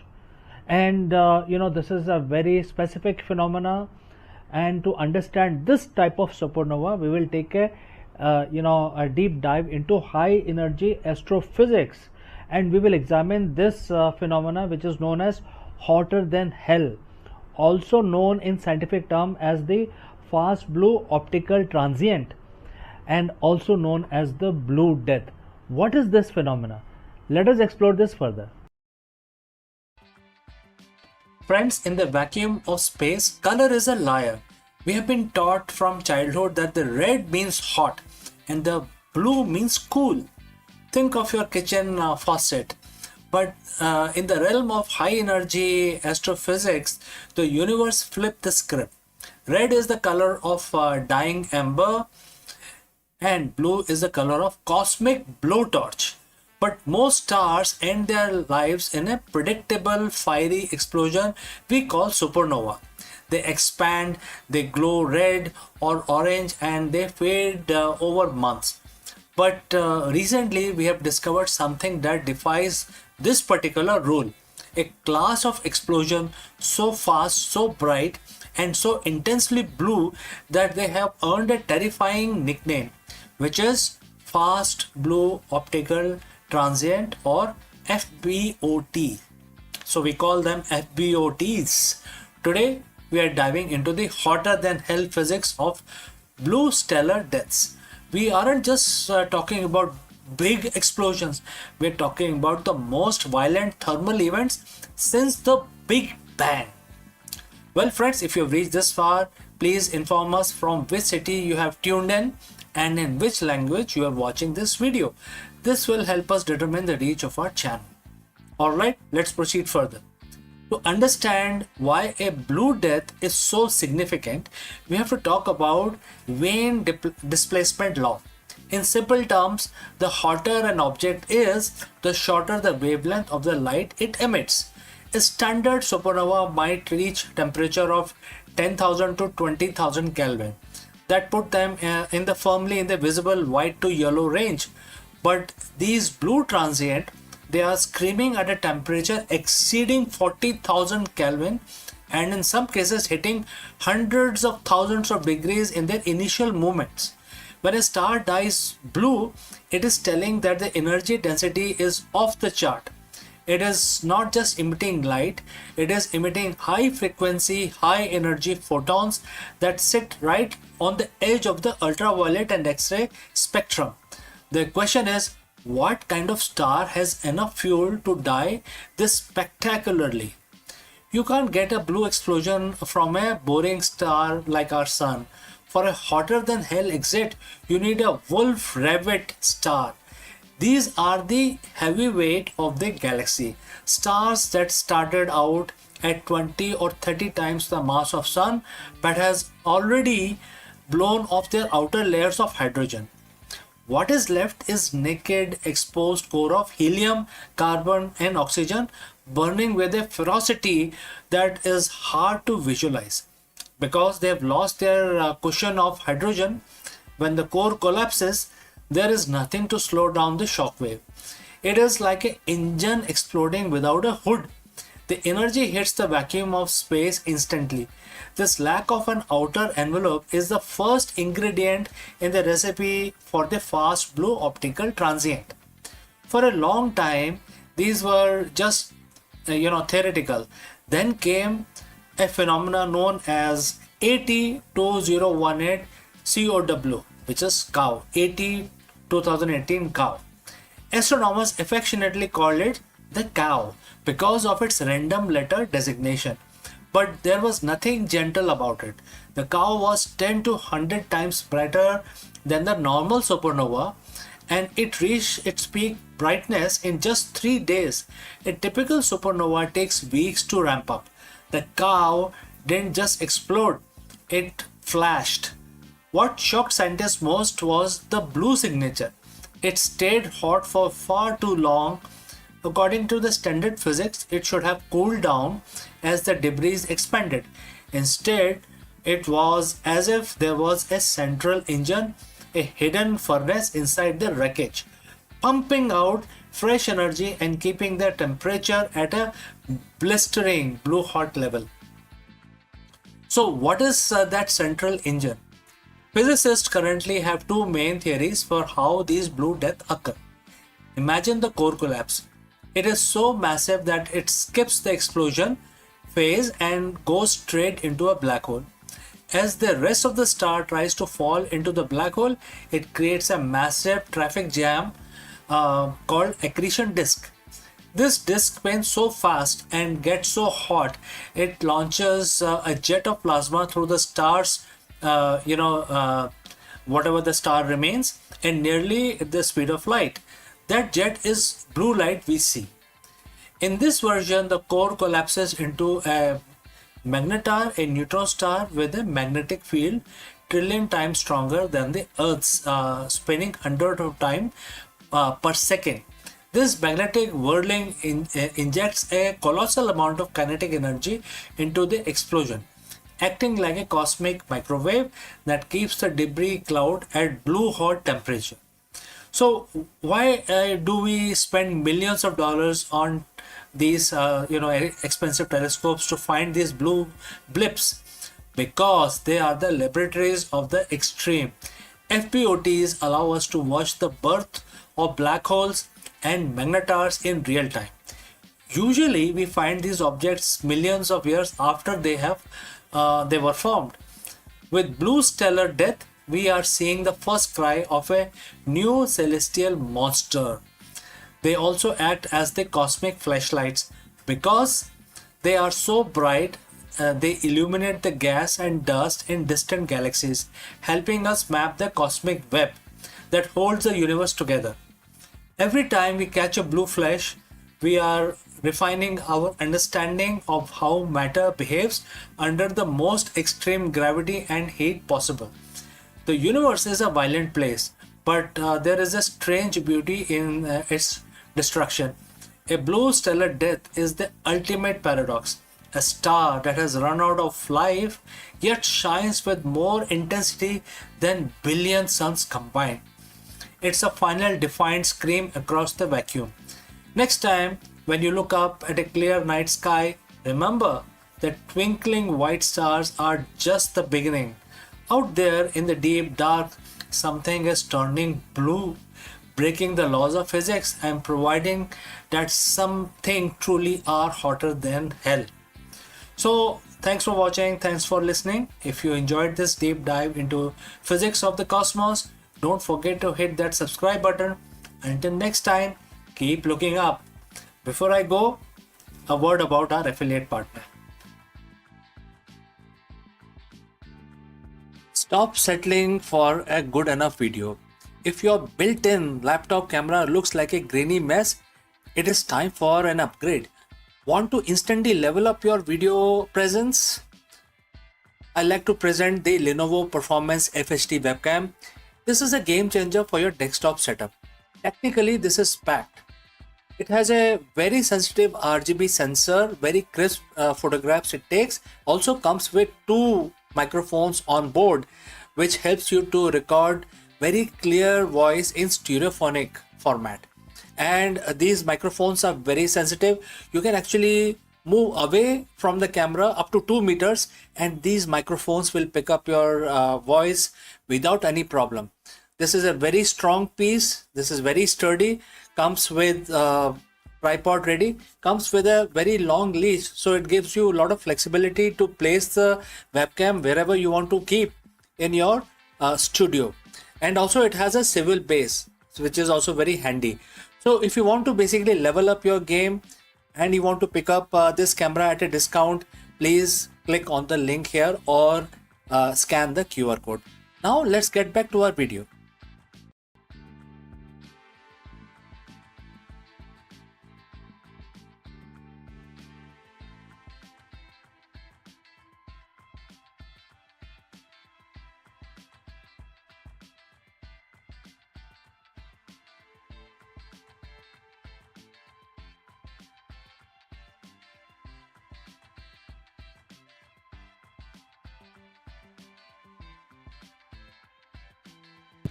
Hello, friends. We all know that in today's volatile business landscape, a CEO must be more than just a strategist.